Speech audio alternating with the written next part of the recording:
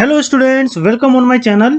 इस वीडियो में हम फिजिक्स के 150 मोस्ट इंपॉर्टेंट क्वेश्चंस करेंगे जो कि प्रीवियस एग्जाम्स में काफी बार रिपीट हुए हैं और ज्यादातर जो क्वेश्चन है इन्हीं क्वेश्चन में से जो है रिपीट करके पूछे गए हैं। इस वीडियो में मैंने एक एक क्वेश्चंस को डिटेल में समझाया है डायग्राम की हेल्प से।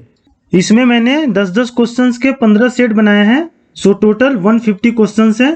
तो बिना देर किए हम वीडियो को स्टार्ट करते हैं और फर्स्ट क्वेश्चन देखते हैं हम। Ampere is the unit of. Ampere जो है वो किसका यूनिट है? तो आपके पास ऑप्शन है current, electricity, magnetic field, electric charge और रेजिस्टेंस। तो इसका सही आंसर क्या होगा? Current electricity, option A. Current electricity का जो यूनिट है वो क्या होता है? एम्पेयर होता है। सेकंड क्वेश्चन देखते हैं हम। ऐसा unit of luminous intensity. Luminous intensity का ऐसा यूनिट जो है वो क्या होता है? तो ऑप्शन आपके पास है ल्यूमेन, लक्स, कैंडेला और वॉट। तो इसका सही आंसर क्या होगा? Candela, option C. जो ल्यूमिनस इंटेंसिटी है उसका जो ऐसा यूनिट होता है वो कैंडेला होता है। क्वेश्चन नंबर 3 देखते हैं हम। Curie is the unit of. Curie जो है वो किसका यूनिट है? तो आपके पास ऑप्शन है टेम्परेचर, रेडियो एक्टिविटी, हीट और एनर्जी। तो इसका सही आंसर है रेडियो एक्टिविटी, ऑप्शन बी। जो क्यूरी है वो रेडियो एक्टिविटी का यूनिट है।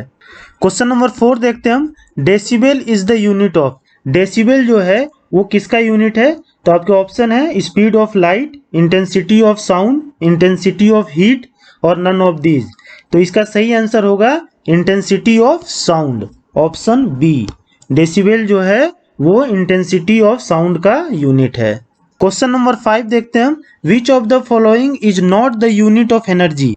इनमें से कौन जो है एनर्जी का यूनिट नहीं है वो आपको बताना है। ऑप्शन है आपके सामने कैलोरी, जूल, इलेक्ट्रॉन, वोल्ट और वॉट। तो कैलोरी जो है वो क्या है? एनर्जी का यूनिट है। जूल जो है ये भी एनर्जी का यूनिट है। इलेक्ट्रॉन वोल्ट ये भी एनर्जी का यूनिट है। वाट जो है ये एनर्जी का यूनिट नहीं है। तो आंसर हो जाएगा आपका ऑप्शन डी। वाट जो है वो किसका यूनिट है? तो ये पावर का यूनिट है। क्वेश्चन नंबर 6 देखते हैं हम। Light year is a unit of. Light year जो है वो किसका यूनिट है? तो ऑप्शन है आपके सामने टाइम, डिस्टेंस, लाइट और इंटेंसिटी ऑफ लाइट। तो इसका सही आंसर है option B, distance. Light year जो है वो डिस्टेंस का यूनिट है। लाइट ईयर से क्या किया जाता है? डिस्टेंस मेजर किया जाता है। काफी जो लंबा डिस्टेंस है वो लाइट ईयर से ही मेजर किया जाता है। और 1 लाइट ईयर में जो है, एक लाइट ईयर में 9.46 इंटू 10⁻12 किलोमीटर होता है। तो ये भी फैक्ट आप ध्यान रखिएगा कि 1 लाइट ईयर में कितना किलोमीटर होता है? 9.46 इंटू 10⁻12 किलोमीटर होता है। क्वेश्चन नंबर 7 देखते हैं हम। The instrument use to measure pressure. कौन सा इंस्ट्रूमेंट से प्रेशर जो है वो मेजर किया जाता है? तो ऑप्शन है आपके सामने एंड्रॉयड बैरोमीटर, एनीमोमीटर, थर्मोमीटर और हाइग्रोमीटर। तो इसका सही आंसर होगा ऑप्शन ए, एंड्रॉयड बैरोमीटर। एंड्रॉयड बैरोमीटर से जो है प्रेशर मेजर किया जाता है। एनीमोमीटर से क्या मेजर किया जाता है? विंड का स्पीड और उसका जो है प्रेशर मेजर किया जाता है। थर्मोमीटर से क्या मेजर किया जाता है? हीट मेजर किया जाता है। और हाइग्रोमीटर से क्या मेजर किया जाता है? ह्यूमिडिटी मेजर किया जाता है। क्वेश्चन नंबर 8 देखते हैं हम। Who invented the safety razor. किसने सेफ्टी रेजर को इन्वेंट किया था? तो ऑप्शन है आपके सामने स्टीव चेयर, लार स्ट्रॉस, जिलेट और स्टीव जॉब्स। तो सही आंसर है इसका ऑप्शन सी, जिलेट। जिलेट ने जो है वो सेफ्टी रेजर का आविष्कार किया था। मार्केट में आपने देखा होगा कि जिलेट नाम का भी रेजर आता है, ठीक? तो ये इन्हीं के नाम पे है, जिलेट। क्वेश्चन नंबर 9 देखते हैं हम। What is the basic unit of speed. Speed का जो है बेसिक यूनिट क्या होता है? तो ऑप्शन है आपके सामने kilometre minute, metre minute, kilometre hour और मीटर सेकेंड। तो सही आंसर होगा इसका option D, metre per second. Metre per second जो है वो बेसिक यूनिट है स्पीड का। तो स्पीड बराबर क्या होता है? डिस्टेंस बाय टाइम, ठीक? और डिस्टेंस का जो है वो बेसिक यूनिट क्या होता है? मीटर होता है। और टाइम का बेसिक यूनिट क्या होता है? सेकेंड होता है। इसीलिए जो है मीटर पर सेकेंड जो है वो बेसिक यूनिट है स्पीड का। क्वेश्चन नंबर 10 देखते हैं हम। When A car start suddenly from rest. The people sitting inside the car move backwards. This event is an example of. अगर कार में आप बैठे हैं और कार को सडनली स्टार्ट किया जाए तो जो पर्सन अंदर बैठे रहते हैं वो क्या होता है, पीछे की ओर जाते हैं। ये इवेंट किसका एग्जाम्पल है? तो ऑप्शन है आपके सामने Newton first law of motion, Newton second law of motion, Newton's third law of motion और नन ऑफ दीज। तो इसका सही आंसर होगा Newton first law of motion, option A. और Newton first law of motion को law of inertia भी कहते हैं, तो ये भी ध्यान रखिएगा। न्यूटन फर्स्ट लॉ को लॉ ऑफ इनर्शिया भी कहते हैं। Parsec is the unit measurement of. Parsec से किस चीज का मेजरमेंट जो है वो किया जाता है? तो ऑप्शन है आपके सामने density of star, astronomical distance, brightness of heavenly bodies और orbital velocity of giant stars. तो इसका सही आंसर है option B, astronomical distance. Parsec से क्या है, एस्ट्रोनॉमिकल डिस्टेंस और खगोलीय दूरी को नापते हैं। प्रोफेशनल एस्ट्रोनॉमर जो होते हैं वो पार्सेक का यूज जो है वो स्टार और गैलेक्सीज के दूरी को बताने के लिए करते हैं। तो इसका सही आंसर है option B. Question number second देखते हैं हम। One astronomical unit is the average distance between. एक जो एस्ट्रोनॉमिकल यूनिट है ये एवरेज डिस्टेंस किसके बीच का है? तो ऑप्शन है आपके सामने earth and the sun, earth and the moon, Jupiter and the sun और प्लूटो एंड द सन। तो सही आंसर इसका क्या होगा, earth and the sun, option A. एक एस्ट्रोनॉमिकल यूनिट जो है वो एवरेज डिस्टेंस होता है अर्थ और सन के बीच का। अच्छा, वन एस्ट्रोनॉमिकल यूनिट में कितना मीटर और कितना किलोमीटर होता है? तो मीटर होता है इसमें 1.496 इंटू 10⁻11 मीटर होता है। और अगर किलोमीटर में देखते हैं हम तो इसमें कितना होता है, 150 मिलियन किलोमीटर होता है ये। ठीक, 1 मिलियन में कितना होता है, 10 लाख होते हैं। तो 150 मिलियन किलोमीटर जो है वो किलोमीटर में होता है 1 AU का वैल्यू, और 1 एस्ट्रोनॉमिकल यूनिट का वैल्यू मीटर में होता है 1.496 इंटू 10⁻11 मीटर। तो अर्थ से जो है वो सन की दूरी कितनी है अगर पूछा जाए तो आप तीनों बोल सकते हैं, या तो 1 एस्ट्रोनॉमिकल यूनिट, या अगर मिनट में है तो 1.496 इंटू 10⁻11 मीटर, और अगर किलोमीटर में पूछता है तो 150 million kilometre. Question number third देखते हैं हम। When the milk is churned vigorously, the cream from it is separated out due to। अगर दूध को जो है हम मथते हैं काफी तेजी के साथ तो क्रीम उससे बाहर आ जाता है। तो ये किस वजह से होता है? तो ऑप्शन है आपके सामने frictional force, centrifugal force, centripetal force और ग्रेविटेशनल फोर्स। तो इसका सही आंसर होगा सेंट्रीफ्यूगल फोर्स, ऑप्शन बी। जो सेंट्रीफ्यूगल फोर्स है उसकी वजह से जो है वो मिल्क से जो है क्रीम बाहर आ जाता है। क्वेश्चन नंबर 4 देखते हैं हम। It is easy to burst a gas filled balloon with a needle than with a nail, it is because. एक गैस फिल्ड बैलून को जो है वो निडल से इजिली बर्स्ट किया जा सकता है देन विथ ए नेल, ऐसा क्यों? तो ऑप्शन है आपके सामने nail exert more pressure than needle, needle exert more pressure than nail, nail is more longer than needle और gas is reactive with the needle. तो इसका सही आंसर होगा option B, needle exert more pressure than the nail. जो सुई है वो ज्यादा प्रेशर जो है एक्सर्ट करता है नेल के अपेक्षा में, इसलिए इजी होता है ज्यादा निडल से बर्स्ट करना गैस फिल्ड बैलून को। अब मैं आपको जो है ये डिस्क्राइब कर देता हूं। देखिए, प्रेशर बराबर क्या होता है, force by area of contact. It means जो है कि प्रेशर जो है वो क्या है, इनवर्सली प्रोपोर्शनल है एरिया ऑफ कॉन्टैक्ट का। इसका मतलब ये हुआ कि अगर एरिया ऑफ कॉन्टैक्ट बढ़ेगा तो प्रेशर क्या होगा, कम होगा, और एरिया ऑफ कॉन्टैक्ट अगर घटेगा तो प्रेशर क्या होगा, ज्यादा होगा। तो नीडल का क्या है, एरिया ऑफ कॉन्टैक्ट कम है नेल की अपेक्षा में, तो इसलिए जो है नीडल क्या करेगा, ज्यादा प्रेशर जो है एक्सर्ट करेगा बैलून पे कंपेयर टू नेल, और इसलिए जो है इजी रहेगा बैलून को बर्स्ट करना नीडल से नेल के अपेक्षा। क्वेश्चन नंबर 5 देखते हैं हम। The weight of the body at the centre of the earth is. Weight of the body centre of the earth पर क्या होता है? तो ऑप्शन है आपके सामने infinite, 0, slightly less than that at the equator और slightly more than that at the equator. तो इसका सही आंसर होगा ऑप्शन बी 0। वेट बराबर क्या होता है, mg होता है, मतलब मास इनटू ग्रेविटेशन। तो सेंटर ऑफ द अर्थ में जो है वो g का वैल्यू क्या होता है, 0 होता है। तो इसलिए जो है वेट क्या होता है, सेंटर ऑफ द अर्थ में 0 हो जाता है, क्योंकि ये 0 से जब मल्टीप्लाई होगा मास तो ये 0 ही आ जाएगा।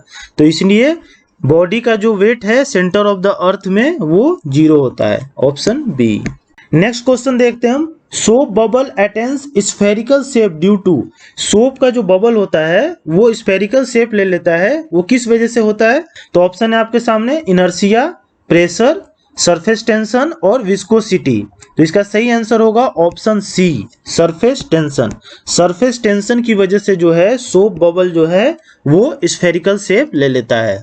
नेक्स्ट क्वेश्चन देखते हैं हम। A block of ice is floating in a glass containing water, एक कंटेनर है जिसमें पानी है और उसमें एक आइस जो है वो क्या हो रहा है, वो फ्लोट कर रहा है। When the ice melt completely the level of the water in the glass will, जब ये आइस टोटली मेल्ट हो जाएगा तो वाटर लेवल में क्या चेंजेस आएंगे? तो ऑप्शन है आपके सामने कि वाटर लेवल जो है राइज करेगा, फॉल करेगा, या कोई चेंज नहीं आएगा, या नन ऑफ दीज। तो इसका सही आंसर है ऑप्शन सी, नॉट चेंज। जो पानी का जो लेवल है उसमें कोई चेंजेस नहीं आएंगे। क्यों नहीं आएगा? क्योंकि ये floating object displaces an amount of water equal to its own weight, क्योंकि जो एक फ्लोटिंग ऑब्जेक्ट है वो अपने वेट के अनुसार ही पानी को डिस्प्लेस करता है, तो इसीलिए वाटर लेवल में कोई राइज या कोई फॉल नहीं होगा। क्वेश्चन नंबर 8 देखते हैं हम। The working principle of washing machine is, washing machine जो कपड़े धोता है वो किस प्रिंसिपल पे काम करता है? तो ऑप्शन है आपके सामने, सेंट्रीफ्यूगेशन, डायलिसिस, रिवर्स ऑस्मोसिस और डिफ्यूजन। तो इसका सही आंसर होगा ऑप्शन ए, सेंट्रीफ्यूगेशन। सेंट्रीफ्यूगल फोर्स पे जो है वो वॉशिंग मशीन जो है वो काम करता है, केंद्र त्यागी फोर्स पे। क्वेश्चन नंबर 9 देखते हैं हम। The shape of a rain drop is spherical due to, जो रेन ड्रॉप का शेप है वो स्फेरिकल होता है, ये क्यों होता है? तो ऑप्शन है आपके सामने, विस्कोसिटी, सरफेस टेंशन, इलास्टिसिटी और ग्रेविटेशन। तो इसका सही आंसर होगा option B, surface tension. Surface tension की वजह से जो है रेन ड्रॉप का जो शेप है वो कैसा होता है, स्फेरिकल होता है। क्वेश्चन नंबर 10 देखते हैं हम। Bernoulli theorem is based on the conservation of, Bernoulli theorem जो है वो किसके कंजर्वेशन पे बेस्ड है? तो ऑप्शन है आपके सामने, मास, मोमेंटम, एनर्जी और ऑल द एबव। तो सही आंसर इसका होगा option C, energy. Bernoulli theorem जो है वो किसके बेस पे काम करता है? Conservation of energy. और ये जो बर्नौली थ्योरम है ये किसके लिए एप्लीकेबल है? तो ये है फ्लो ऑफ लिक्विड्स, जो लिक्विड्स फ्लो करते हैं उसके लिए एप्लीकेबल है। और इसमें क्या है, काइनेटिक एनर्जी जो है वो क्या होता है, कांस्टेंट रहता है। तो लिक्विड जो है वो क्या कर रहा है, फ्लो कर रहा है इसमें, तो इसमें काइनेटिक एनर्जी होगा और ये क्या होता है, कांस्टेंट होता है। तो इसीलिए ये जो थ्योरम है is based on the conservation of energy. On which principle does the hydraulic lift work, hydraulic lift जो होता है, ये हाइड्रोलिक लिफ्ट है आपका, ये किस प्रिंसिपल पे काम करता है? तो ऑप्शन है आपके सामने, Newton's law, Pascal's law, Archimedes law और जूल्स लॉ। तो इसका जो सही आंसर होगा ऑप्शन बी, पास्कल लॉ। जो हाइड्रोलिक लिफ्ट है ये पास्कल लॉ पे वर्क करता है। क्वेश्चन नंबर 2 देखते हैं हम। Who among the following scientists discovered the law of flotation? Law of flotation मतलब तैरने का जो लॉ है वो कौन से साइंटिस्ट ने डिस्कवर किया था? तो ऑप्शन है आपके सामने, न्यूटन, थॉमस एडिसन, आर्किमेडिस और जॉन डाल्टन। तो इसका सही आंसर है ऑप्शन सी, आर्किमेडिस। आर्किमेडिस जो थे उन्होंने जो है लॉ ऑफ फ्लोटेशन को डिस्कवर किया था। क्वेश्चन नंबर 3 देखते हैं हम। The principle involve in the absorption of water by the soil, जब हम सॉइल में, मिट्टी में पानी डालते हैं तो उसको वो एब्जॉर्ब कर लेता है, तो ये जो है वो किस प्रिंसिपल पे होता है? तो ऑप्शन है आपके सामने, condensation, capillary action, principle of absorption और सक्शन एक्शन। तो इसका सही आंसर होगा option B, capillary action. Capillary action से जो है सॉइल जो है वाटर को एब्जॉर्ब कर लेता है। और कैपिलरी एक्शन को हिंदी में क्या कहते हैं? केशिका क्रिया। क्वेश्चन नंबर 4 देखते हैं हम। When a body is immersed in a liquid, the force acting on it is, जब एक बॉडी को लिक्विड में हम डुबोते हैं तो उस पर कौन सा फोर्स लगता है? तो ऑप्शन है आपके सामने, अपथ्रस्ट, वेट, मास और बोथ ए एंड बी, मतलब अपथ्रस्ट और वेट दोनों। तो इसका सही आंसर होगा ऑप्शन ए, अपथ्रस्ट। अपथ्रस्ट जो है वो लगता है जब एक बॉडी को इमर्ज्ड हम करते हैं लिक्विड में, और अपथ्रस्ट को हम बॉयंट फोर्स भी कहते हैं। तो ये जो है बॉडी पे लगता है जब वाटर में कोई भी बॉडी इमर्स होता है, और ऊपर से जो फोर्स लगता है उसे क्या कहते हैं हम, ग्रेविटी कहते हैं। तो अगर ये देखिए ग्रेविटी और अपथ्रस्ट दोनों क्या है, बैलेंस है, तो ये बॉडी जो है वो क्या हो रहा है, फ्लोट कर रहा है। ठीक, अगर अपथ्रस्ट जो है कम रहता तो ये क्या होता, ये नीचे डूब जाता। क्वेश्चन नंबर 5 देखते हैं हम। Water drops do not stick on the oily surface due to. जो वाटर ड्रॉप्स है वो वाइली सरफेस पे स्टिक नहीं करते हैं, मतलब नहीं चिपकते हैं। इसका क्या कारण है? तो ऑप्शन है आपके सामने, lack of adhesive force, surface tension, can not mix each other, और water is lighter than oil. तो इसका सही आंसर है option A, lack of adhesive force. Adhesive force की कमी के कारण जो है वाटर ड्रॉप्स जो है वाइली सरफेस पे स्टिक नहीं होते हैं। क्वेश्चन नंबर 6 देखते हैं हम। Kilowatt is the unit to measure. Kilowatt जो है वो एक यूनिट है, उससे क्या मेजर किया जाता है? तो ऑप्शन है आपके सामने, वर्क, पावर, इलेक्ट्रिसिटी और करंट। तो इसका सही आंसर होगा ऑप्शन बी, पावर। किलोवाट से जो है पावर को मेजर किया जाता है, और 1 किलोवाट में कितना वाट होता है? तो 1000 वाट होता है। तो ये भी ध्यान रखिएगा। क्वेश्चन नंबर 7 देखते हैं हम। Very small time intervals can be accurately measured by. बहुत ही छोटा टाइम इंटरवल अगर हमें एक्यूरेटली मेजर करना है तो हम किसका यूज करेंगे? तो ऑप्शन है आपके सामने, white dwarf, quartz clock, atomic clocks और पल्सर्स। तो इसका सही आंसर होगा option C, atomic clock. Atomic clock से जो है बहुत ही स्मॉल टाइम इंटरवल हम एक्यूरेटली मेजर कर सकते हैं। क्वेश्चन नंबर 8 देखते हैं हम। On which of the following principle does a rocket work. एक रॉकेट जो है वो किस प्रिंसिपल पे काम करता है? तो ऑप्शन है आपके सामने, conservation of momentum, conservation of inertia, conservation of mass और कंजर्वेशन ऑफ एनर्जी। तो इसका सही आंसर होगा conservation of momentum, option A. ये कंजर्वेशन ऑफ जो है लीनियर मोमेंटम पे काम करता है, और हिंदी में इसे कहते हैं संवेग संरक्षण सिद्धांत। तो जो एक रॉकेट है वो कंजर्वेशन ऑफ लीनियर मोमेंटम पे काम करता है। क्वेश्चन नंबर 9 देखते हैं हम। The sliding friction is than the static friction. Sliding friction जो है वो स्टैटिक फ्रिक्शन से क्या होता है? तो ऑप्शन आपके सामने है, डबल होता है, सेम होता है, ग्रेटर होता है या स्मॉलर होता है। तो इसका सही आंसर होगा ऑप्शन डी, स्मॉलर होता है। स्लाइडिंग फ्रिक्शन जो है हमेशा स्टैटिक फ्रिक्शन से जो है वो क्या होता है, छोटा होता है। इसको समझिए आप कि अगर जो स्लाइड हो रहा है कोई भी चीज, अगर कोई भी चीज को हम स्लाइड कर रहे हैं और वो स्लाइड हो रहा है, और कोई चीज जो है वो स्टैटिक है, उसमें अगर हम फोर्स लगा रहे हैं और वो स्लाइड नहीं हो रहा है, तो इसका मतलब क्या है कि यहाँ का जो फ्रिक्शन है वो काफी ज्यादा है, इसलिए जो है ये स्लाइड नहीं हो रहा है। और अगर ये स्लाइड हो रहा है तो इसका मतलब क्या है कि ये स्टैटिक फ्रिक्शन से जो है इसका फ्रिक्शन कम है, इसलिए जो है ये स्लाइड हो रहा है। तो हमेशा जो है स्लाइडिंग फ्रिक्शन स्टैटिक फ्रिक्शन से क्या होता है, कम होता है। क्वेश्चन नंबर 10 देखते हैं हम। इन साइंस ए पुश और pull of an object is called. Science में किसी भी वस्तु को अगर हम ढकेलते हैं या उसे हम खींचते हैं तो उसे क्या कहा जाता है? तो ऑप्शन आपके सामने, पिक, लिफ्ट, फोर्स और सट। तो इसका सही आंसर होगा ऑप्शन सी, फोर्स। साइंस में पुश और पुल को, साइंस में अगर किसी ऑब्जेक्ट को हम पुश या पुल करते हैं तो उसे हम क्या कहते हैं, फोर्स कहते हैं। और फोर्स इज इक्वल टू क्या होता है, मास इनटू एक्सीलरेशन। अच्छा, एक चीज मैं कवर करना भूल गया था, जो मोमेंटम था जिसपे क्या है और रॉकेट वर्क करता है, उसका क्या होता है फॉर्मूला, मास इनटू वेलोसिटी। तो ये दोनों फॉर्मूले को भी आप ध्यान रखिएगा, इससे भी क्वेश्चन पूछा जा सकता है। The SI unit of temperature is. Temperature का एसआई यूनिट क्या होता है? तो ऑप्शन है आपके सामने, केल्विन, सेल्सियस, फ़ारेनहाइट और जूल। तो इसका सही आंसर होगा ऑप्शन ए, केल्विन। केल्विन जो है वो ऐसा यूनिट है टेम्परेचर का इंटरनेशनल सिस्टम ऑफ यूनिट पे, अंतर्राष्ट्रीय जो सिस्टम है यूनिट का, वहाँ पे जो है टेम्परेचर का यूनिट क्या है, ऐसा यूनिट वो केल्विन है। पर बहुत जगह पे जो है सेल्सियस और फ़ारेनहाइट का यूज होता है टेम्परेचर को मेजर करने के लिए। इसमें एक चीज आप देखिए कि सेल्सियस और फ़ारेनहाइट और केल्विन, इनमें क्या रिलेशन है? तो सेल्सियस और फ़ारेनहाइट का जो रिलेशन है वो है फ़ारेनहाइट बराबर 9/5C मतलब सेल्सियस प्लस 32। अगर आपको सेल्सियस दिया हुआ है और फ़ारेनहाइट निकालना है तो आप इसको इस फॉर्मूले पे रख दीजिएगा, तो आपका फ़ारेनहाइट में टेम्परेचर आ जाएगा। और इसको ऐसे भी लिख सकते हैं, सेल्सियस बराबर F-32/1/8। तो अगर आपको फ़ारेनहाइट का वैल्यू दिया हुआ है तो आप सेल्सियस का वैल्यू जो है ये इस तरह से निकाल सकते हैं। तो ये है सेल्सियस और फ़ारेनहाइट के बीच में जो रिलेशन है इसका, ठीक।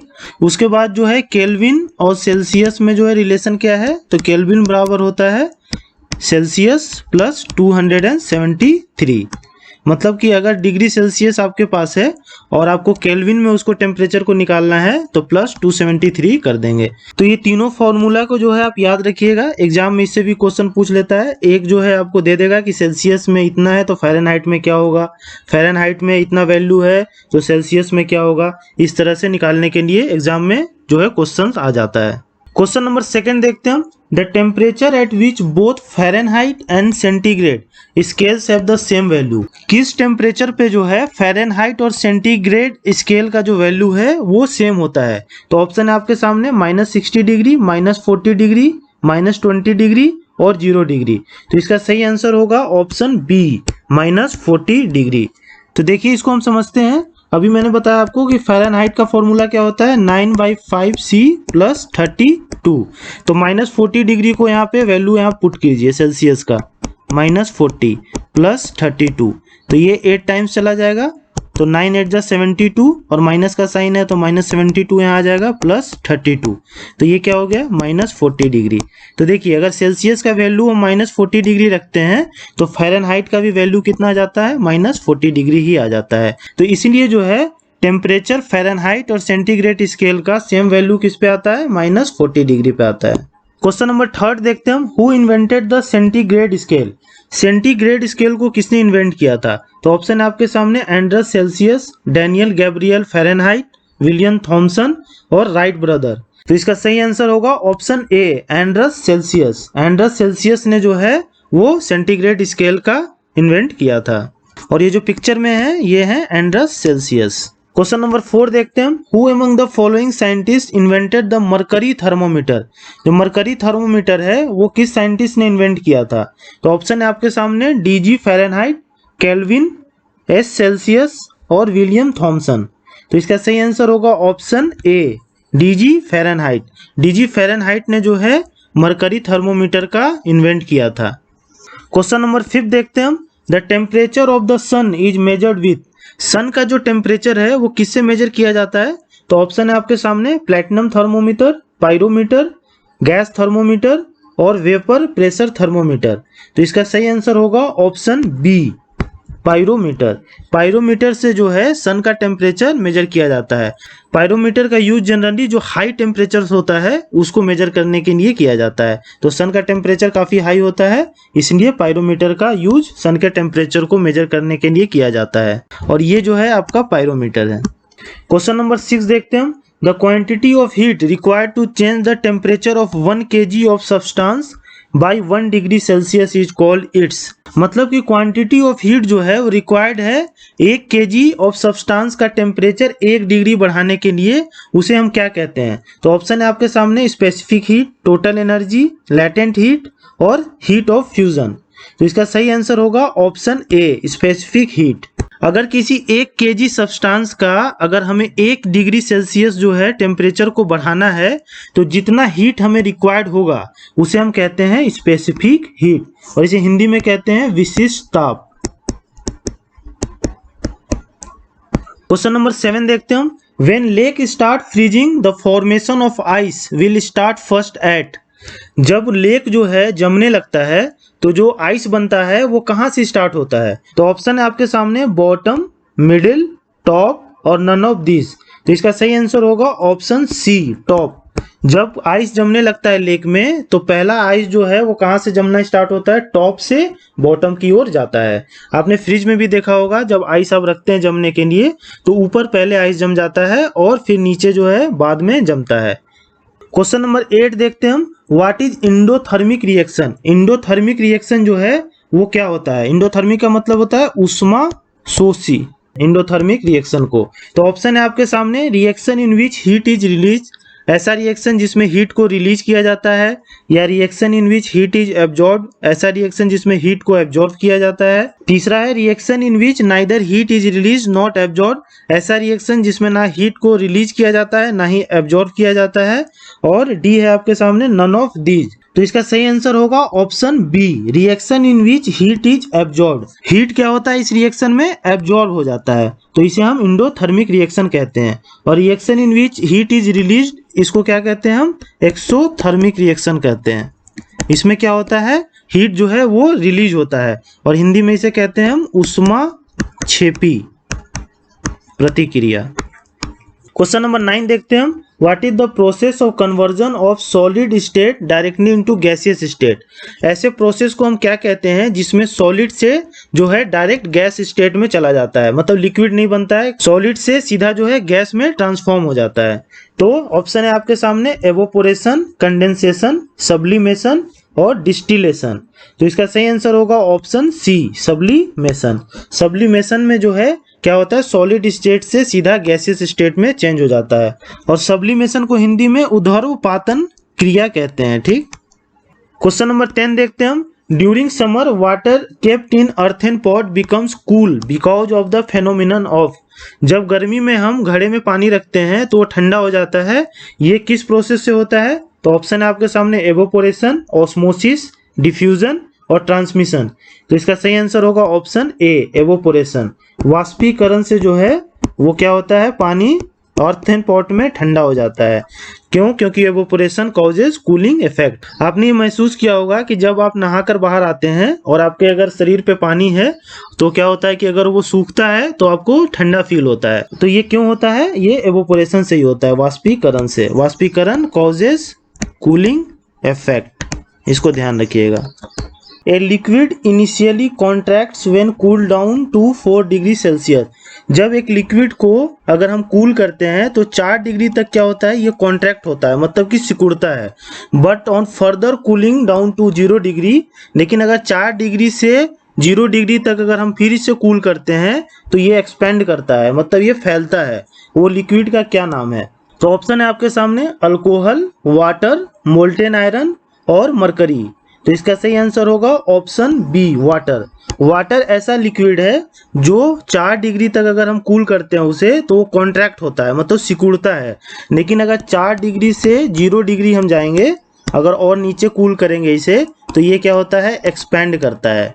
ठीक, आपने सुना होगा कि ठंडे इलाकों में क्या है, जो वाटर पाइप्स हैं वो फट जाते हैं। क्यों फट जाते हैं, क्योंकि इसमें जो वाटर होता है वो जब आइस बनता है तो वो एक्सपेंड कर जाता है, जिसकी वजह से ये जो है वो वाटर पाइप जो है वो क्या होता है, फट जाता है। क्वेश्चन नंबर 2 देखते हैं हम, at what temperature the density of water is maximum. किस टेम्परेचर पे डेंसिटी ऑफ वाटर मैक्सिमम होता है, वाटर का जो घनत्व है वो सबसे ज्यादा होता है। तो ऑप्शन है आपके सामने 0 डिग्री, 1 डिग्री, 4 डिग्री और 2 डिग्री। तो इसका सही आंसर होगा option C, 4 degree Celsius. 4 degree पे जो है वाटर का घनत्व सबसे ज्यादा होता है। क्वेश्चन नंबर 3 देखते हैं हम, what is the process of converting gas into liquid. अगर कोई गैस लिक्विड में चेंज हो जाता है तो उस प्रोसेस को क्या कहते हैं। तो ऑप्शन है आपके सामने रेडिएशन, कंडेंसेशन, एवोपोरेशन और सब्लिमेशन। तो इसका सही आंसर होगा ऑप्शन बी, कंडेंसेशन। कोई भी गैस अगर लिक्विड फॉर्म में चेंज हो जाता है तो उसे हम क्या कहते हैं, कंडेंसेशन कहते हैं। क्वेश्चन नंबर 4 देखते हैं हम, the first law of thermodynamics is concerned with the conservation of. जो पहला लॉ है थर्मोडायनेमिक्स का वो किसके कंजर्वेशन के बारे में बताता है। तो ऑप्शन है आपके सामने number of molecules, energy, number of moles और टेम्परेचर। तो इसका सही आंसर होगा ऑप्शन बी, एनर्जी। जो फर्स्ट लॉ ऑफ थर्मोडायनेमिक्स है वो कंसर्न्ड है with the conservation of energy, मतलब कि ऊर्जा का संरक्षण। क्वेश्चन नंबर 5 देखते हैं हम, water boils at a lower temperature at high altitude because. Water जो है वो लोअर टेम्परेचर पे बॉयल हो जाता है हाई एल्टीट्यूड पे। जैसे 100 डिग्री वाटर का बॉइलिंग पॉइंट है तो हाई एल्टीट्यूड पे अगर हम जाएंगे तो ये बॉइलिंग पॉइंट जो है क्या होता है, डिक्रीज कर जाता है। ऐसा मान लीजिए कि पानी जो है 80 डिग्री, 90 डिग्री, मतलब 100 डिग्री से नीचे में ही बॉयल हो जाता है। तो ऐसा क्यों होता है। तो ऑप्शन है आपके सामने the air pressure is less, outside temperature is less, latent heat is less, और D none of the above. तो इसका सही आंसर क्या होगा? Option A, the air pressure is less. जो एयर का दबाव है वहां पे क्या होता है? हाई एल्टीट्यूड में कम होता है, जिसकी वजह से जो है पानी जो है वो लोअर टेम्परेचर पे ही बॉयल हो जाता है। क्वेश्चन नंबर 6 देखते हैं हम। An amount of heat required to raise the temperature of a body through 1 kelvin is called. Amount of heat जो रिक्वायर्ड है किसी भी बॉडी के टेम्परेचर को 1 केल्विन बढ़ाने के लिए, उसे हम क्या कहते हैं? तो ऑप्शन है आपके सामने, thermal capacity, entropy, specific heat और वाटर इक्विवेलेंट। तो इसका सही आंसर होगा ऑप्शन ए, थर्मल कैपेसिटी। थर्मल कैपेसिटी इतना हीट है कि उस हीट से जो है किसी भी बॉडी का टेम्परेचर जो है हम 1 केल्विन बढ़ा सकते हैं, तो इसे हम थर्मल कैपेसिटी कहते हैं। क्वेश्चन नंबर 7 देखते हैं हम। Clear nights are colder than cloudy nights. Clear night जो है, मतलब क्लियर स्काई नाइट जो है वो कोल्डर होता है देन क्लाउडी स्काई नाइट से। ऐसा क्यों होता है? तो ऑप्शन है आपके सामने, कंडक्शन, कंडेंसेशन, रेडिएशन और इंसोलेशन। तो इसका सही आंसर होगा ऑप्शन सी, रेडिएशन। होता क्या है, क्लियर नाइट में क्या होता है कि क्लाउड नहीं होते हैं, जिसकी वजह से जो हीट है वो क्या होता है, इस्केप कर जाता है अर्थ एटमॉस्फेयर से, बाहर निकल जाता है। लेकिन अगर क्लाउडी नाइट्स है तो उसमें क्या होता है, हीट जो है वो ट्रैप हो जाता है अंदर ही, और जब हीट ट्रैप हो जाता है तो अर्थ का टेम्परेचर क्या होता है, बढ़ जाता है। तो इसीलिए जो है क्लियर नाइट जो है वो कोल्डर होता है than cloudy night. Question number 8 देखते हैं हम। A gas thermometer is more sensitive than a liquid thermometer because gas. एक गैस थर्मोमीटर जो है ज्यादा सेंसिटिव होता है लिक्विड थर्मोमीटर से। ऐसा क्यों होता है? तो ऑप्शन है आपके सामने कि gas is lighter than liquid, gas expands more than liquid, और gas is easy to obtain, और gas does not change state easily. तो इसका सही आंसर होगा option B, expand more than liquid. Gas जो है वो क्या होता है, एक्सपेंड ज्यादा करता है लिक्विड के कंपैरिजन में, जिसकी वजह से जो है गैस थर्मोमीटर ज्यादा सेंसिटिव होता है लिक्विड थर्मोमीटर से। क्वेश्चन नंबर 9 देखते हैं हम। The speed of the light with the rise in the temperature of the medium. अगर किसी मीडियम का टेम्परेचर को हम बढ़ाते हैं तो स्पीड ऑफ लाइट पे क्या फर्क पड़ता है? तो ऑप्शन है आपके सामने, स्पीड ऑफ लाइट इंक्रीज करता है, ड्रॉप सडनली, नो चेंज और डिक्रीजेज। तो सही आंसर होगा इसका option C, no change. Speed of light पे, मतलब लाइट की गति पे कोई भी प्रभाव नहीं पड़ता है अगर हम टेम्परेचर को बढ़ाते हैं किसी भी मीडियम का। क्वेश्चन नंबर 10 देखते हैं हम। Metal tea pots have wooden handle because. Metal जो टी पॉट्स होते हैं उसमें हैंडल जो है वो किसका बना होता है, वुड का बना होता है, लकड़ी का। ऐसा क्यों होता है? तो ऑप्शन है आपके सामने, wood is a bad conductor of heat, it prevents electric shock, it gives beauty to the pot, और इट इज हाइजीनिक। तो इसका सही आंसर होगा option A, wood is a bad conductor of heat. लकड़ी जो है वो बैड कंडक्टर है हीट का, इसलिए जो है मेटल टी पॉट्स में वुडन हैंडल का यूज किया जाता है ताकि वो हाथ ना जले उसमें। Water is use as a coolant in the radiator of the car engine because it has. Water का यूज जो है एज ए कूलेंट किया जाता है radiator of the car engine में। ऐसा क्यों किया जाता है? तो ऑप्शन है आपके सामने, लो डेंसिटी होने की वजह से, high specific heat, low boiling point, और वाटर इजिली अवेलेबल है इसलिए। तो इसका सही आंसर होगा option B, high specific heat. पानी का जो विशिष्ट ताप होता है वो काफी हाई होता है, जिसकी वजह से इसे एज ए कूलेंट यूज करते हैं कार इंजन के रेडिएटर में। क्वेश्चन नंबर 2 देखते हैं हम। The clouds float in the atmosphere because of their low. Cloud जो है वो एटमोस्फेयर में फ्लोट करते हैं, तो उनका क्या कम होता है जिसकी वजह से वो फ्लोट करते हैं? तो ऑप्शन है आपके सामने, टेम्परेचर, वेलोसिटी, प्रेशर और डेंसिटी। तो इसका सही आंसर होगा ऑप्शन डी, डेंसिटी। क्लाउड का जो घनत्व है, डेंसिटी जो है वो कम होता है, जिसकी वजह से वो एटमॉस्फेयर में फ्लोट करता है।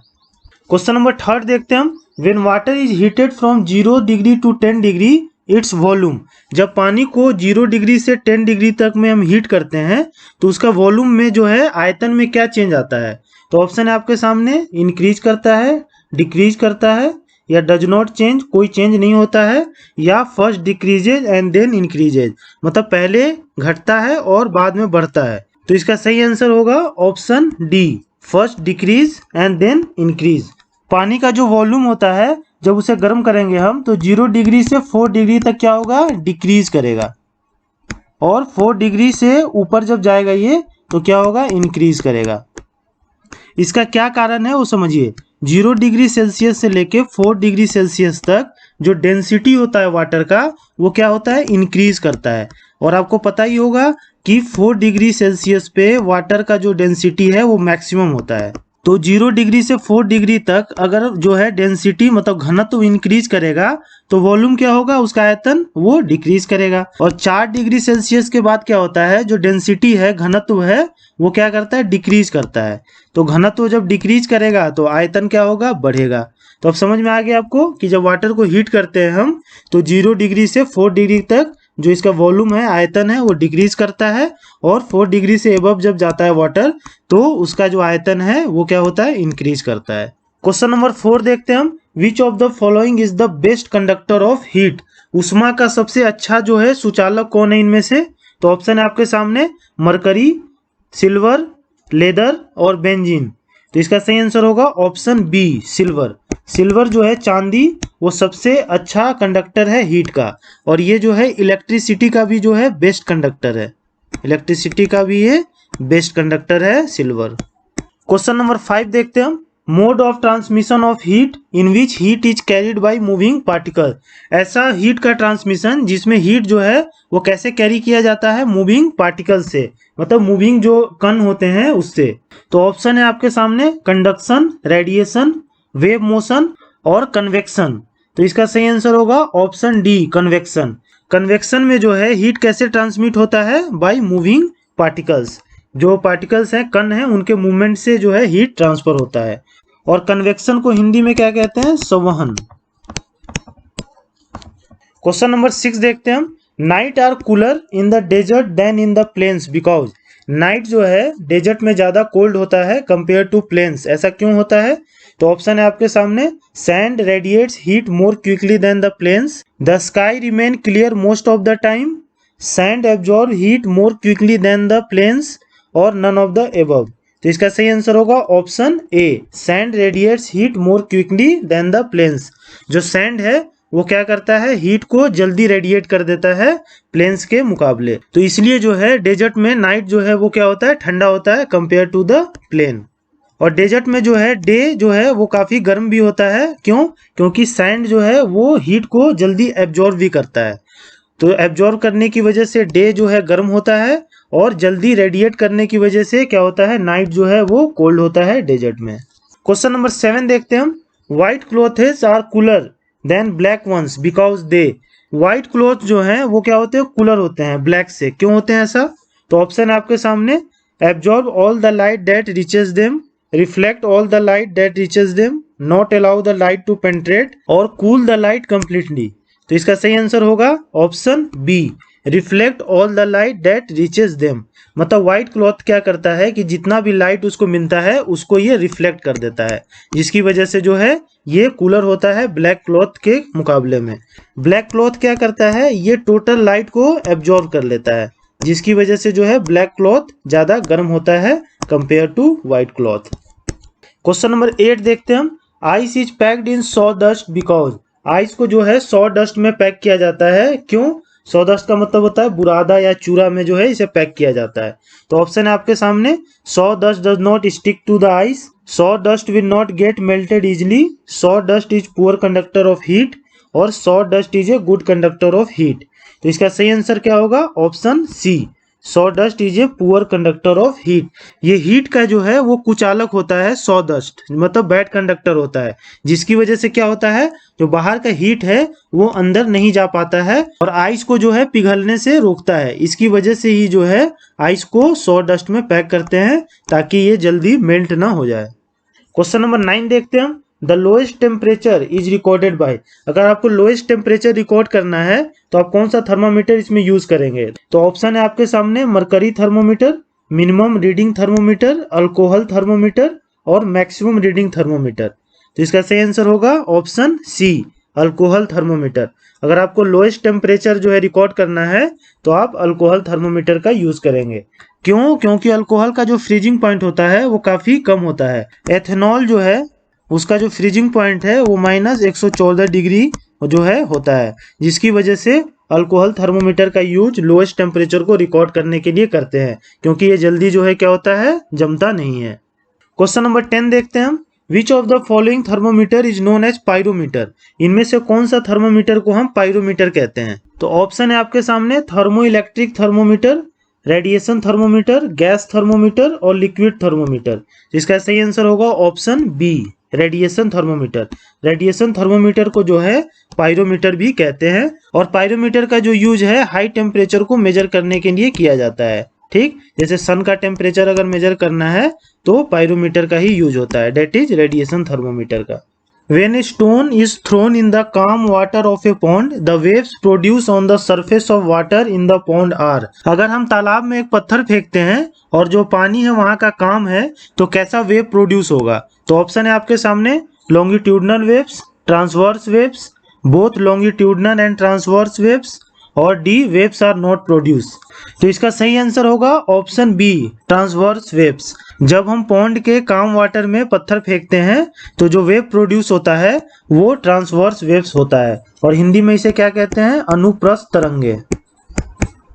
और ट्रांसवर्स वेव्स जो है वो किसे कहते हैं कि जब ऑसिलेशन यानी कंपन परपेंडिकुलर होता है डायरेक्शन ऑफ द वेव के, तो उसे हम ट्रांसवर्स वेव्स कहते हैं। ये देखिए डायरेक्शन ऑफ द वेव है, ठीक, और ये जो कंपन हो रहा है कैसा हो रहा है? परपेंडिकुलर हो रहा है। अच्छा, इसमें जो है ये ऊपर के पार्ट को हम कहते हैं क्रेस्ट और नीचे वाले पार्ट को हम क्या कहते हैं? टॉर्फ। और दो सक्सेसिव क्रेस्ट के बीच की दूरी को हम क्या कहते हैं? ये दूरी जो है इसको हम कहते हैं वेवलेंथ। और दो टॉर्फ के बीच की दूरी को हम क्या कहते हैं? इसको भी कहते हैं वेवलेंथ। क्वेश्चन नंबर 2 देखते हैं हम। Sound travel fastest in. Sound जो है सबसे तेज किस में ट्रेवल करता है? तो ऑप्शन है आपके सामने स्टील, एयर, वाटर और वैक्यूम। तो इसका सही आंसर होगा ऑप्शन ए, स्टील। स्टील में जो है साउंड सबसे फास्टेस्ट जो है वो ट्रेवल करता है। क्वेश्चन नंबर 3 देखते हैं हम। Ultrasonic waves are those waves which. Ultrasonic waves जो हैं वो कैसे वेव्स हैं? तो ऑप्शन है आपके सामने human beings can not here, human beings can hear, have high velocity और हैव लार्ज एम्पलीट्यूड। तो इसका सही आंसर होगा human beings can not here. Ultrasonic waves जो होते हैं जिसको हिंदी में हम कहते हैं पराश्रव्य तरंगे। तो ये जो अल्ट्रासोनिक वेव्स है ह्यूमन ईयर जो है इसको नहीं सुन सकते हैं, ठीक। और इसका जो फ्रीक्वेंसी होता है वो कितना होता है? 20,000 हर्ट्ज से ऊपर होता है, ठीक। और ह्यूमन ईयर जो है वो किस फ्रीक्वेंसी से लेके किस फ्रीक्वेंसी तक की आवाज सुन सकते हैं? तो वो है 20 हर्ट्ज से लेके 20,000 हर्ट्ज तक। इसके बीच की साउंड फ्रीक्वेंसी को ह्यूमन ईयर सुन सकता है और इसके बाद वाले को नहीं सुन सकता है। तो 20,000 से एबव जो है वो अल्ट्रासोनिक वेव्स कहते हैं इसे, और इसको ह्यूमन ईयर नहीं सुन सकता है। क्वेश्चन नंबर 4 देखते हैं हम। Sound waves does not travel in. Sound waves जो है वो किस में ट्रेवल नहीं कर सकते हैं? तो ऑप्शन है आपके सामने सॉलिड में, लिक्विड, गैसेज और वैक्यूम। तो इसका सही आंसर होगा option D, vacuum. Sound waves जो है वैक्यूम में ट्रेवल नहीं करता है। क्वेश्चन नंबर 5 देखते हैं हम। Instrument use to study the behaviour of a vibrating string. कौन सा इंस्ट्रूमेंट यूज किया जाता है वाइब्रेटिंग स्ट्रिंग का बिहेवियर को देखने के लिए? तो ऑप्शन है आपके सामने हाइग्रोमीटर, सोनोमीटर, बैरोमीटर और हाइड्रोमीटर। तो इसका सही आंसर होगा ऑप्शन बी, सोनोमीटर। सोनोमीटर से जो है वाइब्रेटिंग स्ट्रिंग का बिहेवियर को स्टडी किया जाता है। क्वेश्चन नंबर 6 देखते हैं हम। The Doppler's effect is applicable to. Doppler effect जो है वो किसके लिए एप्लीकेबल है? तो ऑप्शन है light waves, sound waves, space waves और बोथ ए एंड बी, मतलब लाइट और साउंड वेव्स। तो इसका सही आंसर होगा option D, both A and B, मतलब लाइट वेव्स और साउंड वेव्स दोनों के लिए जो है ये डॉपलर इफेक्ट जो है एप्लीकेबल है। क्वेश्चन नंबर 7 देखते हैं हम। If a sound travels from air to water. अगर एक साउंड जो है एयर से वाटर में ट्रेवल करता है तो the quantity that remains unchange is. तो इसमें कौन सा ऐसा क्वांटिटी है जो अनचेंज जाएगा, जिसमें कोई चेंजेस नहीं आएगा? तो ऑप्शन है आपके सामने वेलोसिटी, फ्रीक्वेंसी, वेवलेंथ और एम्पलीट्यूड। तो इसका सही आंसर होगा ऑप्शन बी, फ्रीक्वेंसी। फ्रीक्वेंसी जो है वो चेंज नहीं होगा जब साउंड वेव्स जो है एयर से वाटर में ट्रेवल करेगा। फ्रीक्वेंसी को हिंदी में क्या कहते हैं? आवृत्ति। आवृत्ति इसका चेंज नहीं होगा। क्वेश्चन नंबर 8 देखते हैं हम। The loudness of sound depends upon. किसी भी साउंड की जो ऊंचाई है, लाउडनेस है, वो किस पे डिपेंड करता है? तो ऑप्शन है आपके सामने वेलोसिटी, पिच, एम्पलीट्यूड और वेवलेंथ। तो इसका सही आंसर क्या होगा? Option C, amplitude. और हिंदी में एम्पलीट्यूड को क्या कहते हैं? आयाम। तो आयाम पे ये डिपेंड करेगा कि साउंड की लाउडनेस जो है वो क्या है। क्वेश्चन नंबर 9 देखते हैं हम। An echo will be heard if the minimum distance between the source of sound and obstacle is. मान लीजिए कि ये सोर्स ऑफ साउंड है और ये ऑब्स्टेकल है, ठीक। तो इनके बीच में मिनिमम कितनी दूरी होगी कि इको प्रोड्यूस होगा, मतलब कि गूंज प्रोड्यूस होगा। तो ऑप्शन है आपके सामने 1 मीटर, 10 मीटर, 15 मीटर और 17 मीटर। तो इसका सही आंसर होगा ऑप्शन डी 17 मीटर। अगर 17 मीटर डिस्टेंस है इन दोनों के बीच में, सोर्स ऑफ साउंड में और ऑब्स्टेकल में, तो इको प्रोड्यूस होगा, अदरवाइज इको प्रोड्यूस नहीं होगा। क्वेश्चन नंबर 10 देखते हैं हम। Eco is produce due to. Eco जो होता है, गूंज जो प्रोड्यूस होता है, वो किसकी वजह से होता है? तो ऑप्शन है आपके सामने reflection of sound, refraction of sound, resonance और नन ऑफ दीज। तो इसका सही आंसर क्या होगा? Option a reflection of sound.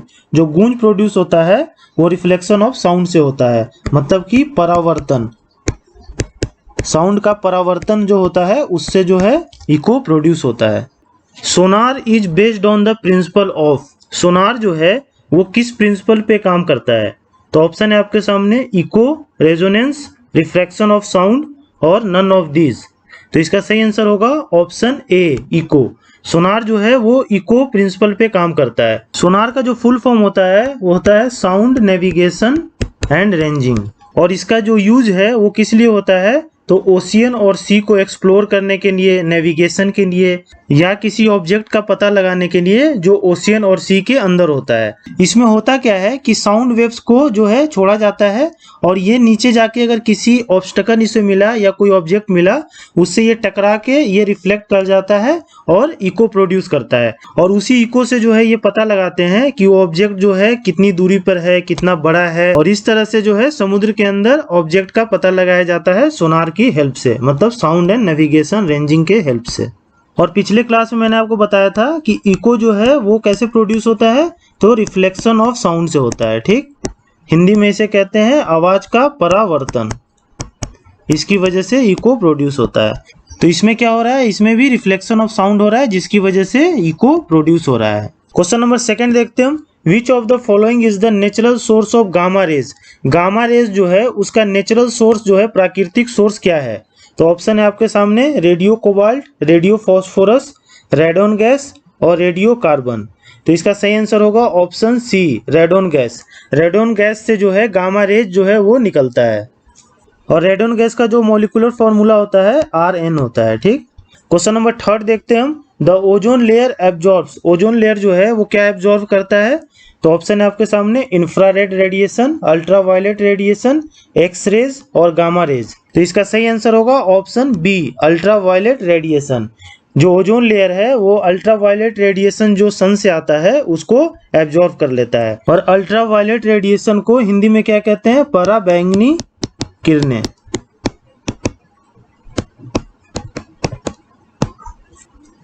Question number 4 देखते हैं हम। Who firstly predicted the existence of electromagnetic wave? किसने पहली बार प्रेडिक्ट किया था कि इलेक्ट्रोमैग्नेटिक वेव्स जो है वो होता है, मतलब कि विद्युत चुंबकीय तरंगे होता है, ये किसने सबसे पहले प्रेडिक्ट किया था? तो ऑप्शन है आपके सामने हर्ट्ज, मैक्सवेल, मार्कोनी और रोमर। तो इसका सही आंसर होगा ऑप्शन बी मैक्सवेल। मैक्सवेल ने ये प्रेडिक्ट किया था सबसे पहले कि इलेक्ट्रोमैग्नेटिक वेव्स होता है, मतलब विद्युत चुंबकीय तरंगे जो है वो होता है, ये इसने प्रेडिक्ट किया था। क्वेश्चन नंबर 5 देखते हैं हम। Who discovered wireless communication. किसने जो है वायरलेस कम्युनिकेशन को डिस्कवर किया था, मतलब कि तार रहित जो कम्युनिकेशन है उसको? तो ऑप्शन है आपके सामने हर्ट्ज, मैक्सवेल, मार्कोनी और रोमर। तो इसका सही आंसर होगा ऑप्शन सी मार्कोनी। मार्कोनी ने जो है सबसे पहले वायरलेस कम्युनिकेशन को डिस्कवर किया था। क्वेश्चन नंबर 6 देखते हैं हम। Which of the following used in oven. Oven में कौन सा यूज होता है? तो ऑप्शन है आपके सामने X rays, UV rays, microwaves और रेडियो वेव्स। तो इसका सही आंसर होगा ऑप्शन सी माइक्रोवेव्स। ओवन में जो है माइक्रोवेव यूज होता है। क्वेश्चन नंबर 7 देखते हैं हम। X rays were discovered by. X rays जो है वो किसके द्वारा डिस्कवर किया गया था? तो ऑप्शन है आपके सामने रंटगन, बेकर, क्यूरी और वैन लेन। तो इसका सही आंसर होगा ऑप्शन ए रंटगन। रंटगन ने जो है सबसे पहले एक्सरेज को डिस्कवर किया था। क्वेश्चन नंबर 8 देखते हैं हम। X rays are not use for radar purpose because. X rays का यूज जो है रडार में नहीं किया जाता है, ये इसका क्या कारण है? तो ऑप्शन है आपके सामने, they are not reflected by the target, ये टारगेट के द्वारा रिफ्लेक्ट नहीं करता है। They are completely absorb by the air, ये एयर में कम्प्लीटली एब्जॉर्ब हो जाता है। और they are not electromagnetic wave, या ये जो है विद्युत चुंबकीय तरंगे नहीं है, या नन ऑफ द एबव। इसका सही आंसर होगा option A, they are not reflected by the target. X ray जो है वो क्या होता है, पेंट्रेट कर जाता है और ये रिफ्लेक्ट नहीं होता है टारगेट के द्वारा। रडार का वर्किंग कैसे काम करता है कि रडार जो है ये रेडियो वेव्स भेजता है। रडार किस वेव्स पे काम करता है? तो ये रेडियो वेव्स पे काम करता है। तो ये रेडियो वेव्स भेजता है और टारगेट से ये जो है टकरा के जब वापिस आता है तो इससे जो है उसका लोकेशन, डिस्टेंस, एंगल, वेलोसिटी जो है वो पता चलता है। तो रडार में जो है रेडियो वेव्स का यूज किया जाता है, ना कि एक्सरेज का, क्योंकि एक्सरेज जो है वो पेंट्रेट कर जाता है और रिफ्लेक्ट नहीं करता है, जिस वजह से एक्सरेज का यूज नहीं किया जाता है। क्वेश्चन नंबर 9 देखते हैं हम। The waves used in sonography, sonography जो होता है उसमें किस वेव्स का यूज किया जाता है? तो ऑप्शन है आपके सामने, microwaves, infrared waves, sound waves और अल्ट्रासोनिक वेव्स। तो इसका सही आंसर होगा option D, ultrasonic waves. Ultrasonic waves का जो यूज है वो सोनोग्राफी में किया जाता है। क्वेश्चन नंबर 10 देखते हैं। Decibel is the unit for measuring, decibel से जो है किस चीज को मेजर करते हैं? तो ऑप्शन है आपके सामने, speed of light, intensity of heat, intensity of sound या रेडियो वेव फ्रीक्वेंसी। तो इसका सही आंसर होगा option C, intensity of sound. Sound के इंटेंसिटी को हम डेसिबल से मेजर करते हैं। The side mirror of vehicles are of which type of mirror, जो साइड मिरर होता है व्हीकल्स में वो किस टाइप के मिरर होते हैं? तो ऑप्शन है आपके सामने, कन्वेक्स मतलब उत्तल दर्पण, कनकेव मतलब अवतल दर्पण, प्लेन और इन्वर्टेड। तो इसका सही आंसर होगा ऑप्शन ए, कॉन्वेक्स। जो साइड मिरर होते हैं व्हीकल में वो किस टाइप के मिरर होते हैं? तो वो कन्वेक्स मिरर होते हैं, मतलब उत्तल दर्पण होते हैं। क्वेश्चन नंबर 2 देखते हैं हम। The image formed by a plane mirror, plane mirror के द्वारा जो इमेज फॉर्म होता है, बनता है, वो इमेज कैसा होता है? तो ऑप्शन है आपके सामने, रियल होता है, वर्चुअल होता है या डिमिनिश्ड होता है या इन्वर्टेड होता है। तो इसका सही आंसर होगा ऑप्शन बी, वर्चुअल होता है। वर्चुअल का मतलब क्या होता है? आभासी प्रतिबिंब। तो ये पिक्चर में देखिए जो ये इमेज फॉर्म हो रहा है ये कैसा इमेज है? आभासी प्रतिबिंब, मतलब वर्चुअल इमेज। क्वेश्चन नंबर 3 देखते हैं हम। Mirage is observed in a desert due to the phenomenon of, जो मिराज होता है जिसे हिंदी में कहते हैं मरीचिका, तो ये जो है डेजर्ट में बनता है, इसका क्या कारण है? तो ऑप्शन है आपके सामने, interference, total reflection, scattering of light और डबल रिफ्रैक्शन। तो इसका सही आंसर होगा option B, total reflection of light की वजह से जो है डेजर्ट में आपको मिराज या मरीचिका देखने को मिलता है। इसमें क्या होता है कि आप दूर से देखेंगे तो आपको लगेगा कि आगे जो है पानी है, लेकिन जब आप इस प्लेस पे पहुंचेंगे तो आपको यहाँ पानी नहीं मिलेगा और यहाँ से फिर जब आप आगे देखेंगे तो फिर आपको लगेगा कि काफी दूर पे जो है फिर पानी है। तो इसी को कहते हैं मिराज और ये टोटल रिफ्लेक्शन ऑफ लाइट की वजह से होता है और हिंदी में इसे कहते हैं पूर्ण आंतरिक परावर्तन। पूर्ण आंतरिक परावर्तन जो लाइट का होता है उसकी वजह से जो है मिराज फॉर्म होता है। क्वेश्चन नंबर 4 देखते हैं हम। Which of the following is employed to clearly view object which can not be seen directly due to obstruction, इनमें से जो है हम किसकी मदद से जो है ऐसे ऑब्जेक्ट को देख सकते हैं जिसको हम डायरेक्टली नहीं देख सकते हैं किसी ऑब्स्ट्रक्शन के कारण? तो ऑप्शन है आपके सामने, लेजर, सोनार, टेलीस्कोप और पेरिस्कोप। तो इसका सही आंसर होगा ऑप्शन डी, पेरिस्कोप। पेरिस्कोप से जो है हम ऐसे ऑब्जेक्ट को क्लियरली देख सकते हैं जिसे हम नॉर्मल वे में ऑब्स्ट्रक्शन के कारण नहीं देख सकते हैं। तो इस फिगर में आप देखिए कि ये ऑब्जेक्ट है, इसको ऑब्स्ट्रक्शन के कारण नहीं देखा जा सकता था, लेकिन जब पेरिस्कोप का यूज करके हम इसे देख सकते हैं। और इसमें क्या है, प्लेन मिरर लगा हुआ है 45 डिग्री पे 2, तो इसका जो इमेज है इस पे बनता है, इसका इमेज जो इस पे बनता है और ये इमेज जो है हमारे आई पे बनता है। तो इस तरह से जो है हम ऐसे ऑब्जेक्ट को देख पाते हैं जो डायरेक्टली हम नहीं देख सकते हैं ऑब्स्ट्रक्शन से। क्वेश्चन नंबर 5 देखते हैं हम। Which of the following property of sound is affected by change in the air temperature, जब एयर का टेम्परेचर चेंज होता है तो कौन सा प्रॉपर्टी है साउंड का जो चेंज होता है? तो ऑप्शन है आपके सामने, वेवलेंथ, एम्पलीट्यूड, फ्रीक्वेंसी और इंटेंसिटी। तो इसका सही आंसर होगा ऑप्शन ए, वेवलेंथ। तरंग दैर्घ्य जो है वो क्या होता है, चेंज हो जाता है जब एयर टेम्परेचर जो है वो चेंज होता है। ऐसा क्यों होता है? क्योंकि एयर का टेम्परेचर चेंज होने से स्पीड ऑफ द साउंड पर इफेक्ट पड़ता है। अगर टेम्परेचर जो है एयर का ज़्यादा है तो स्पीड ऑफ साउंड क्या होगा? वो ज़्यादा होगा। ठीक, अगर टेम्परेचर जो है वो लेस है तो स्पीड ऑफ साउंड क्या होगा? वो लेस होगा। तो टेम्परेचर के चेंजेस से हमें क्या देखने को मिल रहा है कि स्पीड ऑफ द साउंड में जो है वो चेंजेज आ रहा है।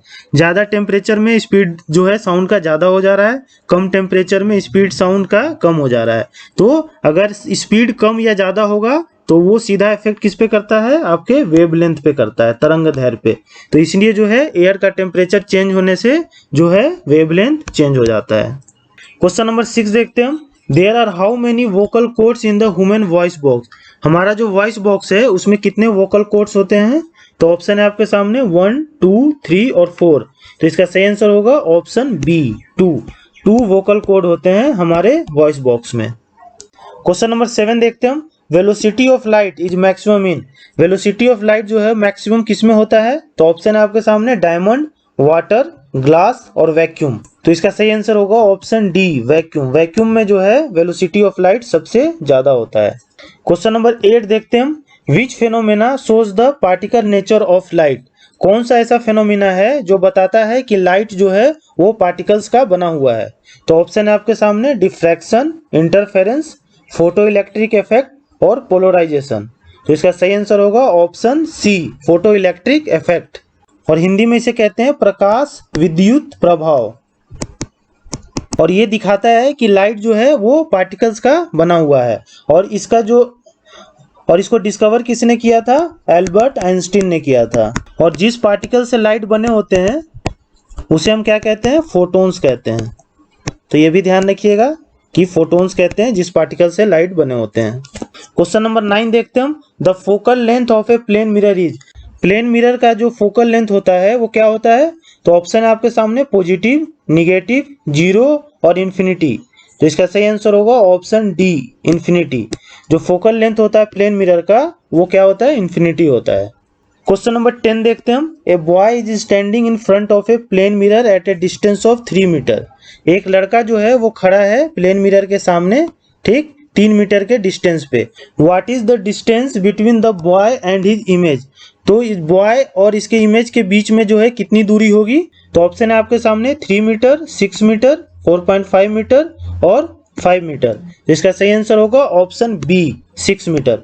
6 मीटर डिस्टेंस होगा बॉय और उसके इमेज में। जितना दूर मिरर से खड़ा रहेगा उसका इंटू 2 कर देना है आपको, ठीक उतना इमेज जो है उतनी डिस्टेंस पे बनेगा। अगर ये 5 मीटर रहता तो 5 × 2 10 मीटर हो जाता distance. For an astronaut in spaceship the sky appears. अगर कोई अंतरिक्ष यात्री स्पेस में जाता है स्पेसशिप से तो उसको स्काई जो है वो कैसा दिखेगा? तो ऑप्शन है आपके सामने ब्लैक, व्हाइट, ग्रीन और ब्लू। तो इसका सही आंसर होगा ऑप्शन ए ब्लैक। स्काई जो है वो काला दिखेगा एस्ट्रोनॉट को, अंतरिक्ष यात्री को, जब वो स्पेसशिप से स्पेस में रहेगा। इसका कारण यह है कि स्पेस में जो है एटमॉस्फेयर जो है वो नहीं होता है, जिसकी वजह से जो लाइट है सनलाइट वो क्या होता है? स्कैटर्ड नहीं हो पाता है। और जब लाइट जो है स्कैटर्ड नहीं होता है तो स्काई कैसा दिखता है? ब्लैक दिखता है। तो समझ में आ गया आपको कि नो एटमॉस्फेयर इन स्पेस, उसकी वजह से जो है लाइट स्कैटर्ड नहीं होता है, और लाइट स्कैटर्ड नहीं होता है इसकी वजह से स्काई जो है वो ब्लैक दिखता है एस्ट्रोनॉट को। क्वेश्चन नंबर 2 देखते हैं हम। Which of the following colour of light deviates list through the prism. अगर लाइट को जो है प्रिज्म से हम पास करेंगे तो कौन सा ऐसा लाइट है जो सबसे कम डेविएट होगा? तो ऑप्शन है आपके सामने रेड, ग्रीन, येलो और ब्लू। तो इसका सही आंसर होगा ऑप्शन ए रेड। रेड जो है वो सबसे कम डेविएट होगा, ठीक, और सबसे ज्यादा डेविएट कौन होगा? Violet colour. तो ये ध्यान रखिएगा, ये जो है क्रम है red, orange, yellow, green, blue और वायलेट। तो इस तरह से डेविएशन जो है वो बढ़ता जाएगा, मतलब रेड का सबसे कम होगा, ऑरेंज का उससे ज्यादा, येलो का फिर उससे ज्यादा, करते करते वायलेट का सबसे ज्यादा होगा। क्वेश्चन नंबर 3 देखते हैं हम। The minimum distance from the eye at which an object appears to be distinct that is a very clear image of the object is formed. Minimum distance क्या है आंख से जिससे ऑब्जेक्ट जो है आपको क्लियर दिखाई देता है? तो ऑप्शन है आपके सामने 30 सेंटीमीटर, 25 सेंटीमीटर, 20 सेंटीमीटर और 10 सेंटीमीटर। इसका सही आंसर होगा ऑप्शन बी 25 सेंटीमीटर। 25 सेंटीमीटर जो है वो मिनिमम डिस्टेंस है जहां आपको ऑब्जेक्ट जो है वो क्लियर दिखाई देता है आपके आईज से, और इसको कहते हैं डिस्टेंस ऑफ डिस्टिंक्ट विजन, मतलब कि स्पष्ट दृष्टि की दूरी, और वो कितना है 25 सेंटीमीटर है। क्वेश्चन नंबर 4 देखते हैं हम। Astigmatism for a human I can be removed by using. Astigmatism जो है एक बीमारी है आंखों का, जिसमें क्या होता है कि ब्लर दिखता है। जैसे देखिए इसमें फिगर में जब लाइट जो है ये कैसा दिख रहा है, ब्लर दिख रहा है, और अगर नॉर्मल विजन है आपका तो लाइट इस तरह से दिखता है। तो इसको जो है कैसे ठीक किया जा सकता है, तो ऑप्शन है आपके सामने कनकेव लेंस मतलब अवतल लेंस, कन्वेक्स लेंस मतलब उत्तल लेंस, सिलेंड्रिकल लेंस मतलब बेलनाकार लेंस जो होता है, और प्रिज्मेटिक लेंस। इसका सही आंसर क्या होगा, ऑप्शन सी सिलेंड्रिकल लेंस। बेलनाकार लेंस जो है उसका यूज करके एस्टिग्मेटिज्म जो बीमारी है उसको दूर किया जा सकता है। क्वेश्चन नंबर 5 देखते हैं हम। A red flower kept in green colour will appear. एक रेड फ्लावर को अगर ग्रीन कलर के लाइट में रखा जाए तो वो कैसा दिखेगा, तो ऑप्शन है आपके सामने रेड, ग्रीन, व्हाइट और ब्लैक। तो इसका सही आंसर होगा ऑप्शन डी ब्लैक। ये ब्लैक क्यों दिखेगा, क्योंकि रेड फ्लावर जो है वो सारे लाइट को क्या कर लेगा, एब्जॉर्ब कर लेगा, जिसकी वजह से रेड फ्लावर जो है वो ब्लैक दिखेगा ग्रीन लाइट में। क्वेश्चन नंबर 6 देखते हैं हम। Air bubble in water behaves as a. Air bubble जो बनते हैं वाटर में वो कैसा बिहेव करता है, तो ऑप्शन है आपके सामने divergent lens, convergent lens, plane glass और नन ऑफ दीज। तो इसका सही आंसर होगा ऑप्शन ए डाइवर्जेंट लेंस। और डाइवर्जेंट लेंस को कॉनकेव लेंस भी कहते हैं। कॉनकेव लेंस को हिंदी में क्या कहते हैं, अवतल लेंस, और डाइवर्जेंट को हिंदी में क्या कहते हैं, अपसारी। तो ये कॉनकेव लेंस को ही डाइवर्जेंट लेंस कहते हैं, और जो है एयर बबल जो वाटर में होता है वो बिहेव करता है as a divergent lens. Question number 7 देखते हैं हम। Which of the following is used by dentist to see the image of the teeth of a patient. Dentist के द्वारा क्या यूज किया जाता है टीथ का इमेज देखने के लिए, तो ऑप्शन है आपके सामने convex mirror, concave mirror, plane mirror और नन ऑफ दीज। तो इसका सही आंसर होगा ऑप्शन बी कनकेव मिरर, मतलब अवतल दर्पण जो है वो यूज किया जाता है डॉक्टर के द्वारा दांतों को देखने के लिए। क्वेश्चन नंबर 8 देखते हैं हम। What was invented bye जैक्रियास एंसन। जैक्रियास एंसन के द्वारा जो है क्या इन्वेंट किया गया था, तो ऑप्शन है आपके सामने jet engine, steam engine, microscope और इलेक्ट्रिक लैंप। तो इसका सही आंसर होगा ऑप्शन सी माइक्रोस्कोप। माइक्रोस्कोप जो है जैक्रियास एंसन के द्वारा डिस्कवर किया गया था, और ये है जैक्रियास एंसन।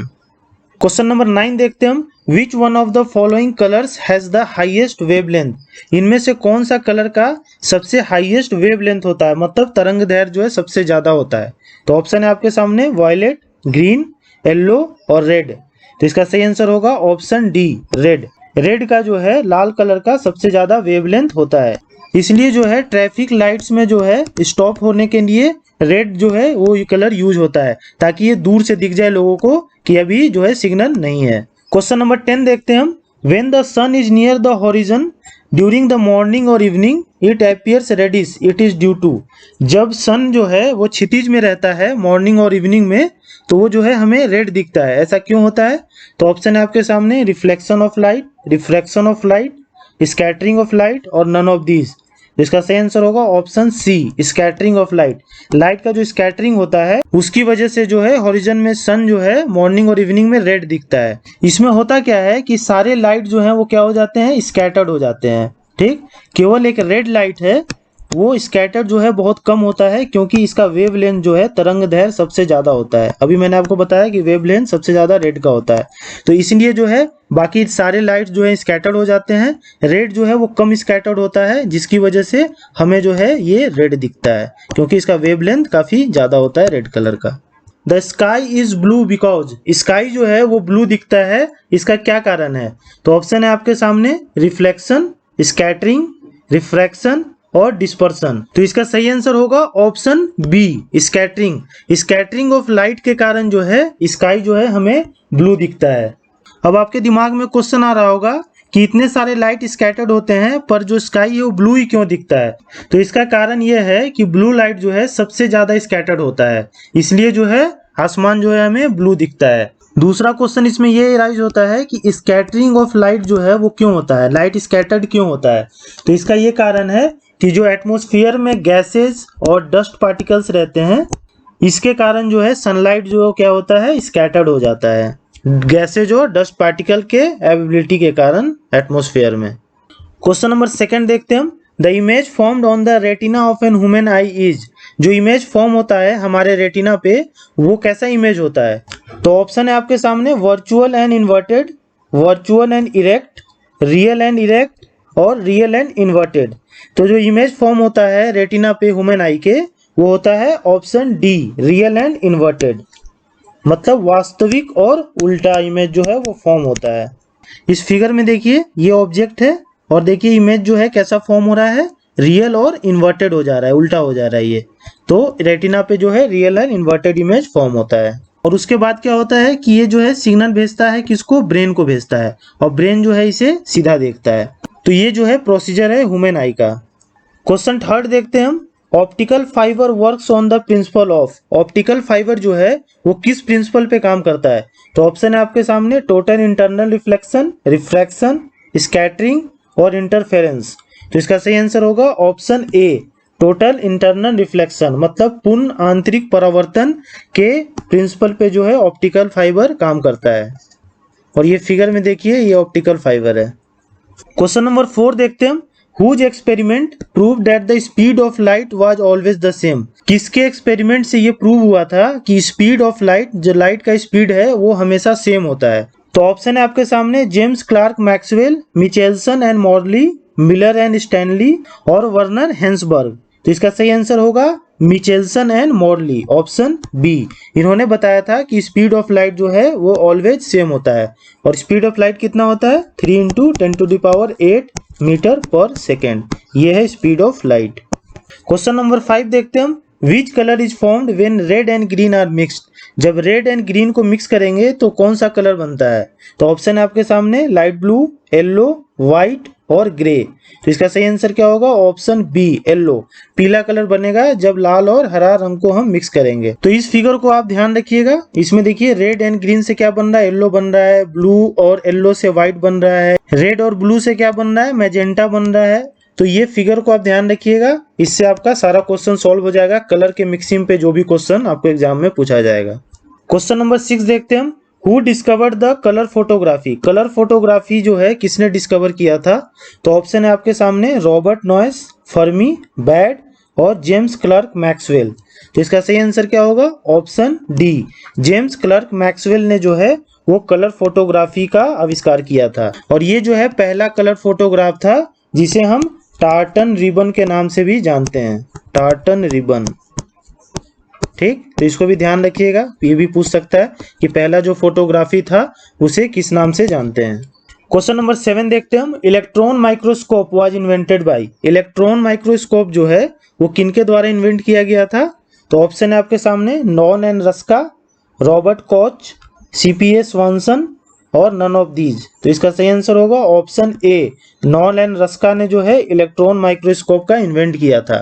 क्वेश्चन नंबर 8 देखते हैं हम। In which part of the eye lies the pigment that decide the color of the eyes of a person? आई के किस पार्ट में जो है ऐसा पिगमेंट होता है जिसकी वजह से जो है कलर ऑफ आईज किसी भी पर्सन का डिसाइड होता है? तो ऑप्शन है आपके सामने कॉर्निया, क्रोइड, विट्रस बॉडी और इरिस। तो इसका सही आंसर होगा ऑप्शन बी, क्रोइड। क्रोइड में जो है ऐसा पिगमेंट रहता है जिससे जो है किसी के आंखों का कलर डिसाइड होता है और ये है क्रोइड यहाँ पे। क्वेश्चन नंबर 9 देखते हैं हम। What is viewed through electron microscope? Electron microscope से क्या देखा जाता है? तो ऑप्शन आपके सामने electrons, structure of bacteria and virus, inside the human stomach और इनसाइड द ह्यूमन आई। तो इसका सही आंसर क्या होगा? Option B, structure of bacteria और वायरस। वायरस और बैक्टीरिया का स्ट्रक्चर देखने के लिए इलेक्ट्रॉन माइक्रोस्कोप का जो है यूज करते हैं। और इसको किसने डिस्कवर किया था? अभी आपने पढ़ा, नॉन एंड रस्का ने। क्वेश्चन नंबर 10 देखते हैं हम। Bats detect obstacles in their path by receiving the reflected. Bats जो हैं, जो चमगादड़ होते हैं, अपने रास्ते के ऑब्स्टकल्स को डिटेक्ट कर लेते हैं। तो वो किस तरह से डिटेक्ट करते हैं उसको? तो ऑप्शन है आपके सामने infrasonic waves, ultrasonic waves, radio waves और माइक्रोवेव्स। तो इसका सही आंसर क्या होगा?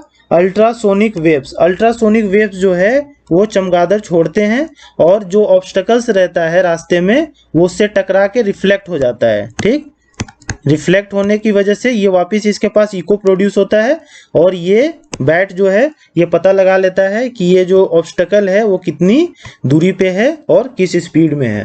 तो इस वजह से जो है ये बैट टकराने से बच जाता है किसी भी ऑब्स्टकल से और अपना ये जो खाना है ये इसी से जो है पकड़ता है, इसी वे से। The phenomenon of splitting white light into 7 colours is called. ये व्हाइट लाइट जो है वो 7 कलर्स में जो स्प्लिट हो जाता है जब वो प्रिज्म से पास होता है, तो इसका क्या कारण है? तो ऑप्शन है आपके सामने रिफ्लेक्शन, रिफ्रैक्शन, रिफ्रैक्टिव इंडेक्स और डिस्पर्सन। तो इसका सही आंसर होगा ऑप्शन डी, डिस्पर्सन, मतलब प्रकाश का वर्ण विक्षेपण। हिंदी में इसको कहते हैं वर्ण विक्षेपण। इसके कारण जो है व्हाइट लाइट जब प्रिज्म से पास होता है तो व्हाइट लाइट जो है वो 7 कलर्स में जो है वो स्प्लिट हो जाता है। और ये 7 कलर्स कौन कौन से हैं? Red, orange, yellow, green, blue, Indigo और वायलेट। इसमें रेड का जो है वेवलेंथ सबसे ज्यादा होता है और वायलेट का जो है सबसे कम होता है वेवलेंथ। क्वेश्चन नंबर 2 देखते हैं हम। A ray of white light strike the surface of an object if all the colours are reflected then the surface would appear. इसका मतलब ये हुआ कि अगर एक व्हाइट लाइट अगर किसी सरफेस पे स्ट्राइक करता है और वो जो सरफेस है वो पूरा व्हाइट लाइट को जो है वो रिफ्लेक्ट कर देता है तो सरफेस कैसा दिखेगा? तो ऑप्शन है आपके सामने ब्लैक दिखेगा, व्हाइट, ग्रे और ओपेक। तो इसका सही आंसर क्या होगा? Option B, white. अगर कोई भी सरफेस पूरा व्हाइट लाइट को जो है अगर रिफ्लेक्ट कर देता है तो सरफेस कैसा दिखेगा? व्हाइट दिखेगा।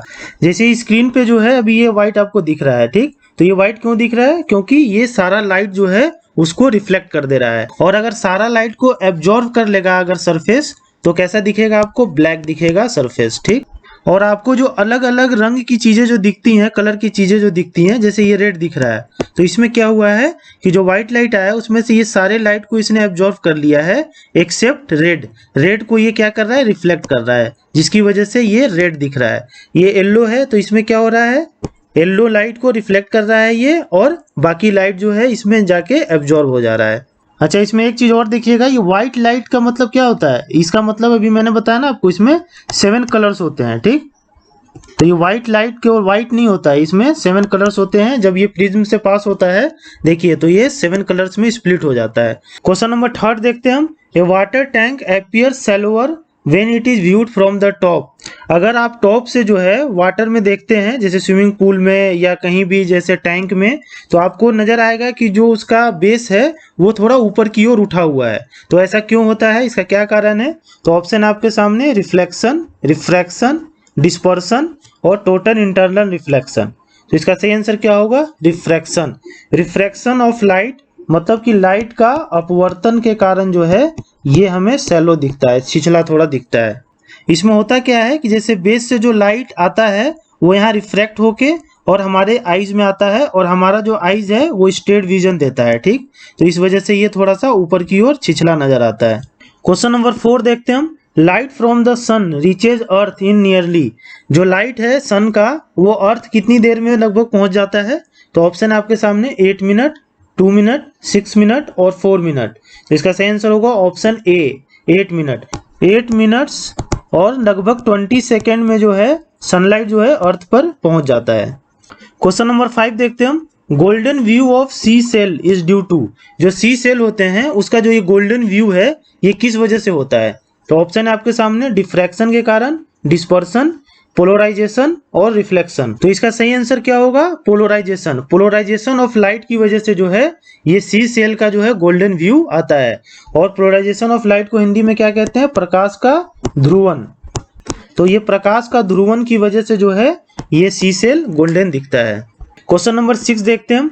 विच famous scientist was the first to look at the night sky through a telescope. कौन से फेमस साइंटिस्ट जो है पहली बार नाइट स्काई को टेलीस्कोप से देखे थे? तो ऑप्शन है आपके सामने कोपरनिकस, न्यूटन, फैराडे और गैलीलियो। तो इसका सही आंसर क्या होगा? Option D, Galileo. गैलीलियो जो थे वो पहली बार जो है नाइट स्काई को टेलीस्कोप से देखे थे। क्वेश्चन नंबर 7 देखते हैं हम। Electric current is measured using which instrument. जो इलेक्ट्रिक करंट है उसको किस इंस्ट्रूमेंट से हम मेजर करते हैं? तो ऑप्शन है आपके सामने एनीमोमीटर, एमीटर, वोल्ट मीटर और वाट मीटर। तो इसका सही आंसर क्या होगा? Option B, ammeter. एमीटर से जो है इलेक्ट्रिक करंट मेजर किया जाता है और ये जो है एमीटर है। क्वेश्चन नंबर 8 देखते हैं हम। इलेक्ट्रिक रेजिस्टेंस मतलब कि प्रतिरोध जो होता है विद्युत का, इलेक्ट्रिक का, उसको किसके द्वारा मेजर किया जाता है? तो ऑप्शन है आपके सामने एनीमोमीटर, एमीटर, वोल्ट मीटर और ओम मीटर। तो इसका सही आंसर क्या होगा? ऑप्शन डी, ओम मीटर। ओम मीटर से जो है वो इलेक्ट्रिक रेजिस्टेंस या विद्युत का जो प्रतिरोध है, इलेक्ट्रिक का प्रतिरोध, उसको मेजर किया जाता है और ये है आपका ओम मीटर। और इलेक्ट्रिक रेजिस्टेंस का जो यूनिट होता है, ऐसा यूनिट, वो क्या होता है? ओम ही होता है। इसका ये साइन होता है ओम का, इस तरह से। क्वेश्चन नंबर 9 देखते हैं हम। Filament of electric bulb is made of. Filament जो है इलेक्ट्रिक बल्ब का, वो किस चीज का बना होता है? तो ऑप्शन है आपके सामने टंगस्टन, नाइक्रोम, लेड और एल्युमिनियम। तो इसका सही आंसर क्या होगा? ऑप्शन ए, टंगस्टन। ये जो है फिलामेंट बल्ब का, वो टंगस्टन का बना होता है। इसका क्या कारण होता है? क्योंकि इसका जो मेल्टिंग पॉइंट है वो काफी हाई होता है और इसलिए इसका यूज जो है इसमें हम करते हैं। क्वेश्चन नंबर 10 देखते हैं हम। Conversion of chemical energy into electrical energy occur in. जो कन्वर्जन होता है मतलब चेंज होता है केमिकल एनर्जी किसमें? इलेक्ट्रिकल एनर्जी में। मतलब कि रासायनिक ऊर्जा का जो चेंज है किसमें होता है? विद्युत ऊर्जा में हो जाता है। तो वो किसमें होता है? तो ऑप्शन है आपके सामने एटॉमिक बॉम्ब में, इलेक्ट्रिक हीटर में, बैटरी में और डायनमो में। तो इसका सही आंसर क्या होगा? ऑप्शन सी, बैटरी में जो है केमिकल एनर्जी किसमें चेंज हो जाता है? इलेक्ट्रिकल एनर्जी में। What is the most commonly used substance in fluorescent tube? Fluorescent tube में कौन सा सब्सटेंस का जो है कॉमनली यूज होता है? तो ऑप्शन है आपके सामने sodium oxide and argon, sodium vapour and neon, mercury vapour and argon और मरकरी ऑक्साइड एंड नियोन। तो इसका सही आंसर क्या होगा? ऑप्शन सी, मरकरी वेपर और आर्गन का जो यूज है फ्लोरेसेंट ट्यूब में मोस्ट कॉमनली होता है। क्वेश्चन नंबर 2 देखते हैं हम। A transformer works with. एक ट्रांसफॉर्मर जो है वो किस पे काम करता है? तो ऑप्शन है आपके सामने alternating current, direct current, both alternating and direct current और नन ऑफ दीज। तो इसका सही आंसर क्या होगा? ऑप्शन ए, अल्टरनेटिव करंट। जो ट्रांसफॉर्मर है वो अल्टरनेटिव करंट पे काम करता है और ट्रांसफॉर्मर का काम क्या होता है? वोल्टेज को जो है स्टेप अप और स्टेप डाउन करना, इसका काम होता है। स्टेप अप का मतलब वोल्टेज को अप करना और वोल्टेज को डाउन करना, ये इसका ट्रांसफार्मर का काम है। क्वेश्चन नंबर 3 देखते हैं हम। Fleming right hand rule is used to find the direction of. Fleming का जो राइट हैंड रूल है उससे क्या पता लगाया जाता है? तो ऑप्शन है आपके सामने alternate current, direct current, induced current और एक्चुअल करंट। तो इसका सही आंसर होगा ऑप्शन सी, इंड्यूस्ड करंट, मतलब कि प्रेरित धारा।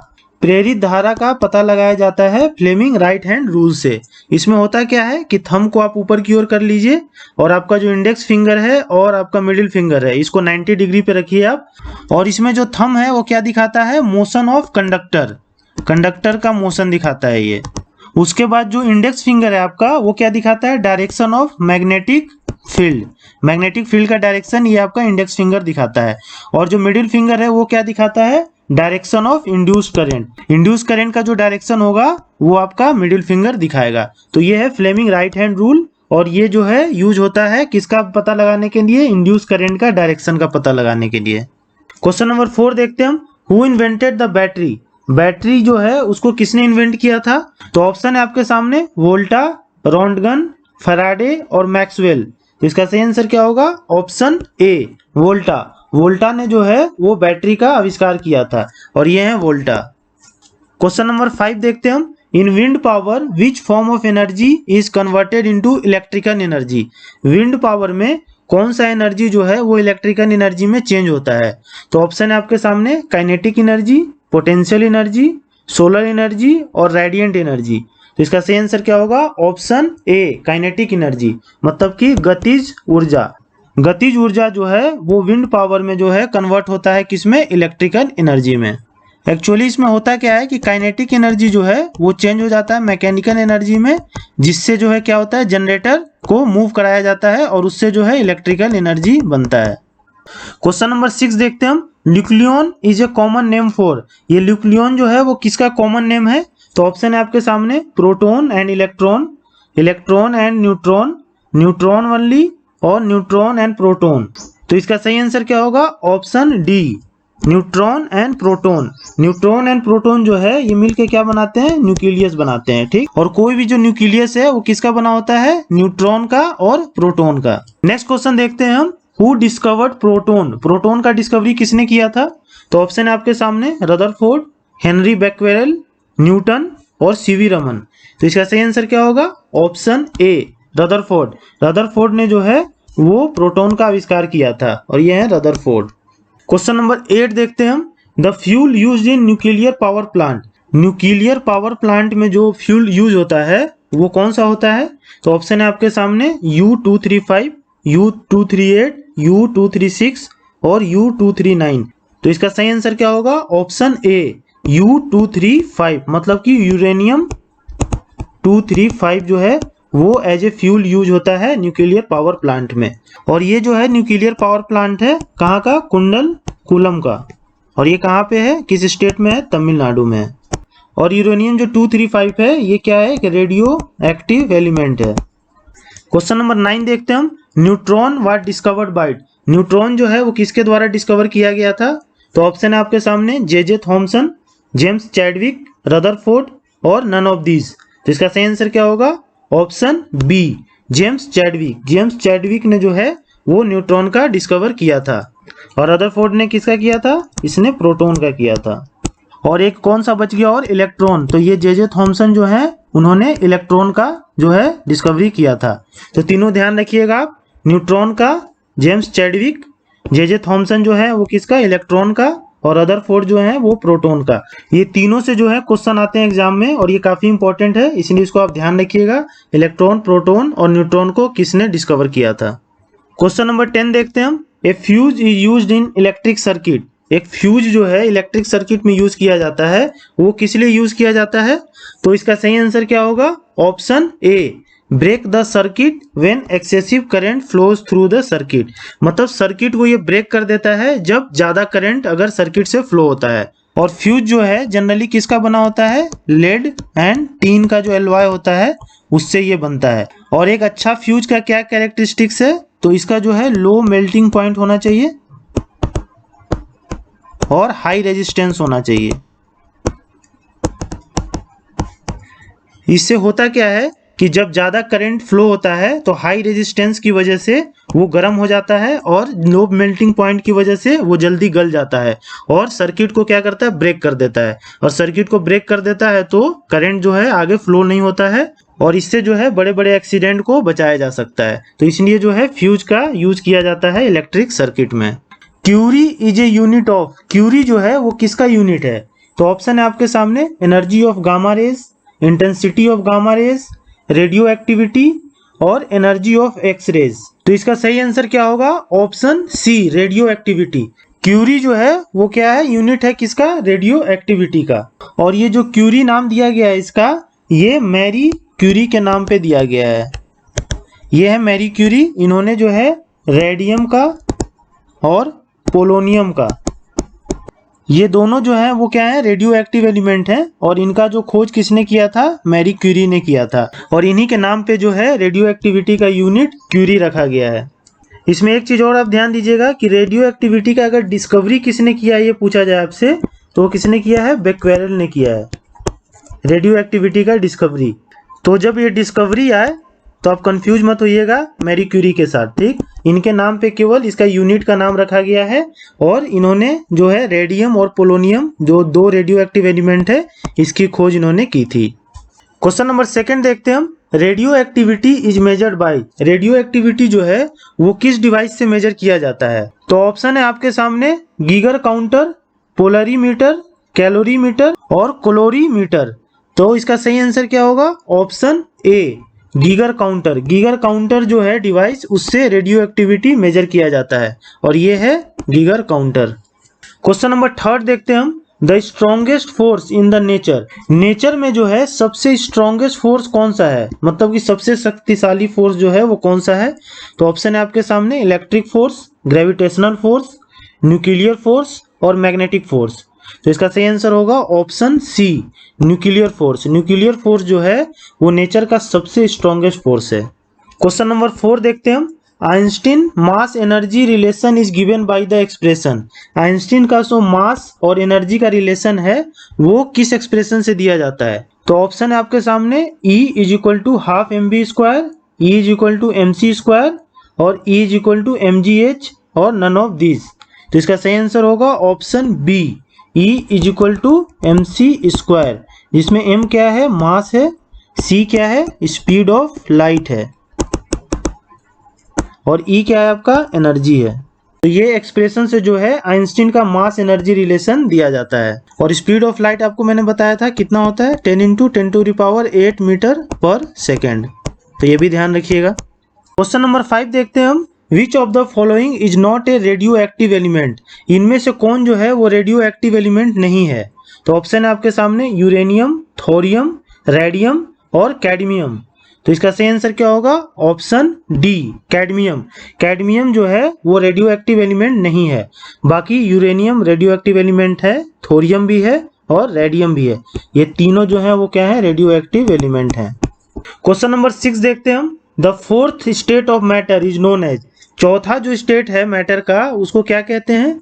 तो ऑप्शन है आपके सामने गैस, वेपर, प्लाज्मा और इलेक्ट्रॉन। तो इसका सही आंसर क्या होगा? ऑप्शन सी, प्लाज्मा। प्लाज्मा जो है वो फोर्थ स्टेट ऑफ मैटर है। और 3 स्टेट क्या है मैटर के?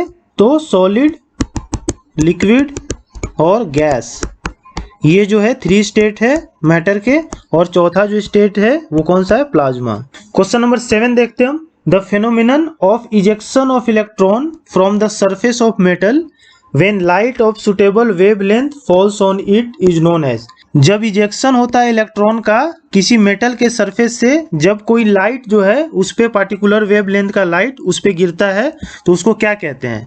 तो ऑप्शन है आपके सामने electrolysis, ionisation, photo electric effect और नन ऑफ दीज। तो इसका सही आंसर क्या होगा? Option C, photo electric effect, मतलब कि प्रकाश विद्युत प्रभाव। इसमें क्या होता है कि कोई रे ऑफ लाइट अगर पार्टिकुलर वेवलेंथ से अगर किसी मेटल पे पड़ता है तो इलेक्ट्रॉन का इमिशन होता है और इसी को हम फोटो इलेक्ट्रिक इफेक्ट कहते हैं या प्रकाश विद्युत प्रभाव कहते हैं। और ये जितने भी क्वेश्चंस मैं आपको डेली एमसीक्यू 10 का दम में करा रहा हूँ ये सारे जो है मोस्ट इंपॉर्टेंट क्वेश्चंस हैं और ये सारे जो है प्रीवियस ईयर्स क्वेश्चन हैं जो डिफरेंट कॉम्पिटिटिव एग्जाम्स में पूछे जा चुके हैं। तो एक एक क्वेश्चन को आप ध्यान से देखिएगा, सारे क्वेश्चन इंपॉर्टेंट हैं इसमें। क्वेश्चन नंबर 8 देखते हैं हम। The substance use as moderator and coolant both in nuclear reactor is. कौन सा ऐसा सब्सटेंस है जिसको एज ए मॉडरेटर और एज ए कूलेंट यूज करते हैं न्यूक्लियर रिएक्टर में? तो ऑप्शन है आपके सामने ordinary water, heavy water, liquid ammonia और लिक्विड हाइड्रोजन। इसका सही आंसर क्या होगा? Option B, heavy water. Heavy water का जो फॉर्मूला होता है क्या होता है? D2O होता है। ये होता है हैवी वाटर और इसको एज ए मॉडरेटर यूज करते हैं न्यूक्लियर रिएक्टर में और एज ए कूलेंट भी यूज करते हैं। ये क्या करता है? न्यूट्रॉन्स जो है उसको कंट्रोल करता है ये, ठीक, जिसके कारण क्या है? कंट्रोल न्यूक्लियर रिएक्शन जो है वो होता है। क्वेश्चन नंबर 9 देखते हैं हम। Hydrogen bomb is based on the principle of. Hydrogen bomb जो है वो किस प्रिंसिपल पे काम करता है? तो ऑप्शन है आपके सामने nuclear fission, nuclear fusion, control nuclear fission और नन ऑफ दीज। तो इसका सही आंसर क्या होगा? Option B, nuclear fusion. Hydrogen bomb जो है वो न्यूक्लियर फ्यूजन पे काम करता है। न्यूक्लियर फ्यूजन को हिंदी में क्या कहते हैं? नाभिकीय संलयन, ठीक। और न्यूक्लियर फिजन को क्या कहते हैं? नाभिकीय विखंडन। तो हाइड्रोजन बॉम्ब जो है वो किस पे काम करता है? आपका न्यूक्लियर फ्यूजन पे काम करता है। और एक चीज ध्यान रखिए, सन में जो रिएक्शन होता है वो कौन सा रिएक्शन होता है? वहां पे वहां भी फ्यूजन ही होता है, संलयन ही होता है, ठीक। और इसी से हीट और लाइट प्रोड्यूस होता है, हीट, लाइट और क्या? एनर्जी। क्वेश्चन नंबर 10 देखते हैं हम। God particle is. God particle क्या है? तो ऑप्शन है आपके सामने न्यूट्रिनो, हिग्स बोसन और मेसॉन और नन ऑफ दीज। तो इसका सही आंसर क्या होगा? Option B, Higgs boson. Higgs boson जो है इसका साइंटिफिक नाम है गॉड पार्टिकल का। गॉड पार्टिकल को हिंदी में हम क्या कहते हैं? ईश्वरीय कण, ठीक। ऐसा माना जाता है कि गॉड पार्टिकल से ये जो ये सृष्टि की रचना हुई है और इसको साइंटिफिक नेम इसका क्या है? हिग्स बोसन है। X rays are which type of waves. X rays जो है वो किस तरह के वेव्स हैं? तो ऑप्शन है आपके सामने लॉन्गिट्यूडनल, ट्रांसवर्स, इलेक्ट्रोमैग्नेटिक और इलास्टिक। तो इसका सही आंसर क्या होगा? ऑप्शन सी, इलेक्ट्रोमैग्नेटिक। एक्सरेज जो है वो इलेक्ट्रोमैग्नेटिक वेव्स हैं, और इलेक्ट्रोमैग्नेटिक वेव्स को जो हिंदी में क्या कहते हैं? विद्युत चुंबकीय तरंगे। और एक्सरे में जो है इसी का यूज होता है। क्वेश्चन नंबर 2 देखते हैं हम। Direct conversion of solar energy with the use of photovoltaic cell result in the production of. जो फोटोवोल्टाइक सेल से जो है सोलर एनर्जी किस में डायरेक्ट कन्वर्सन होता है? तो ऑप्शन है आपके सामने, ऑप्टिकल एनर्जी में, इलेक्ट्रिकल एनर्जी में, थर्मल एनर्जी में, या मैकेनिकल एनर्जी में। इसका सही आंसर क्या होगा? Option B, electrical energy. ये जो फोटोवोल्टाइक सेल है ये क्या करता है कि सोलर एनर्जी को जो है डायरेक्ट इलेक्ट्रिकल एनर्जी में चेंज कर देता है। तो ये ध्यान रखिएगा, फोटोवोल्टाइक सेल जो है वो सोलर एनर्जी को डायरेक्ट इलेक्ट्रिकल एनर्जी में कन्वर्ट कर देता है। क्वेश्चन नंबर 3 देखते हैं हम। Certain substance lose their electrical resistance completely at super low temperature. कुछ ऐसे सब्सटेंस हैं जो इलेक्ट्रिकल रेजिस्टेंस मतलब कि विद्युतीय जो प्रतिरोध होता है उसको कंप्लीटली खत्म कर देते हैं लो टेम्परेचर पे। तो वैसे सब्सटेंस को क्या कहते हैं? तो ऑप्शन है आपके सामने, super conductor, semi conductor, dielectric और परफेक्ट कंडक्टर। तो सही आंसर इसका क्या होगा? सुपर कंडक्टर, मतलब कि अति चालक। सुपर कंडक्टर जो है वो क्या करते हैं कि इलेक्ट्रिकल रेजिस्टेंस मतलब विद्युतीय प्रतिरोध को बिल्कुल लूज कर देते हैं और काफी अच्छे से उसमें जो है इलेक्ट्रिसिटी जो है फ्लो करता है, इसलिए इसे सुपर कंडक्टर कहा जाता है। और ये कब ऐसा होता है? तो जब वो सुपर लो टेम्परेचर पे रहता है, मतलब लो टेम्परेचर पे जब वो रहता है।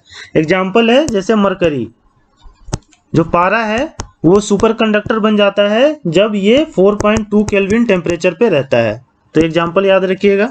क्वेश्चन नंबर 4 देखते हैं हम। What Talcher important for. Talcher जो है वो किसके लिए इंपॉर्टेंट है? तो ऑप्शन है आपके सामने, hydro electricity, heavy water plant, atomic reactor और केबल इंडस्ट्री। इसका सही आंसर क्या होगा? Option B, heavy water plant. Talcher जो है वो उड़ीसा में एक जगह है, ठीक, और वहां पे जो है हैवी वाटर का प्लांट है। हैवी वाटर का फॉर्मूला क्या होता है? D2O। और हैवी वाटर को न्यूक्लियर रिएक्टर में क्या यूज किया जाता है? एज ए मॉडरेटर और एज ए कूलेंट यूज किया जाता है न्यूक्लियर पावर प्लांट में। क्वेश्चन नंबर 5 देखते हैं हम। The first nuclear explosion in 1974 in India was conducted at. जो पहला न्यूक्लियर एक्सप्लोजन हुआ था इंडिया में 1974 में, वो कहाँ कंडक्ट किया गया था? तो ऑप्शन है आपके सामने, बॉम्बे, पोखरन, नेली और श्रीहरिकोटा। तो इसका सही आंसर क्या होगा? Option B, Pokhran. पोखरन कहाँ है? राजस्थान में है। यहाँ पे जो है पहला न्यूक्लियर एक्सप्लोजन 18 मई 1974 को जो है कंडक्ट किया गया था, और उस ऑपरेशन का क्या नाम था? स्माइलिंग बुद्धा।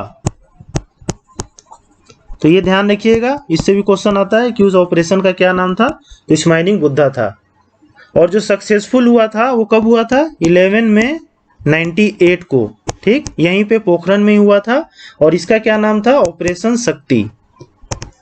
1974 वाले के समय इंदिरा गांधी जो थी वो पीएम थी, और ये ऑपरेशन शक्ति के समय अटल बिहारी वाजपेयी जो थे वो पीएम थे। क्वेश्चन नंबर 6 देखते हैं। AstroSat is India first. AstroSat जो है इंडिया का पहला क्या है? तो ऑप्शन है आपके सामने, remote sensing satellite, space observatory, theory of relativity और कम्युनिकेशन सैटेलाइट। तो इसका सही आंसर क्या होगा? Option B, space observatory.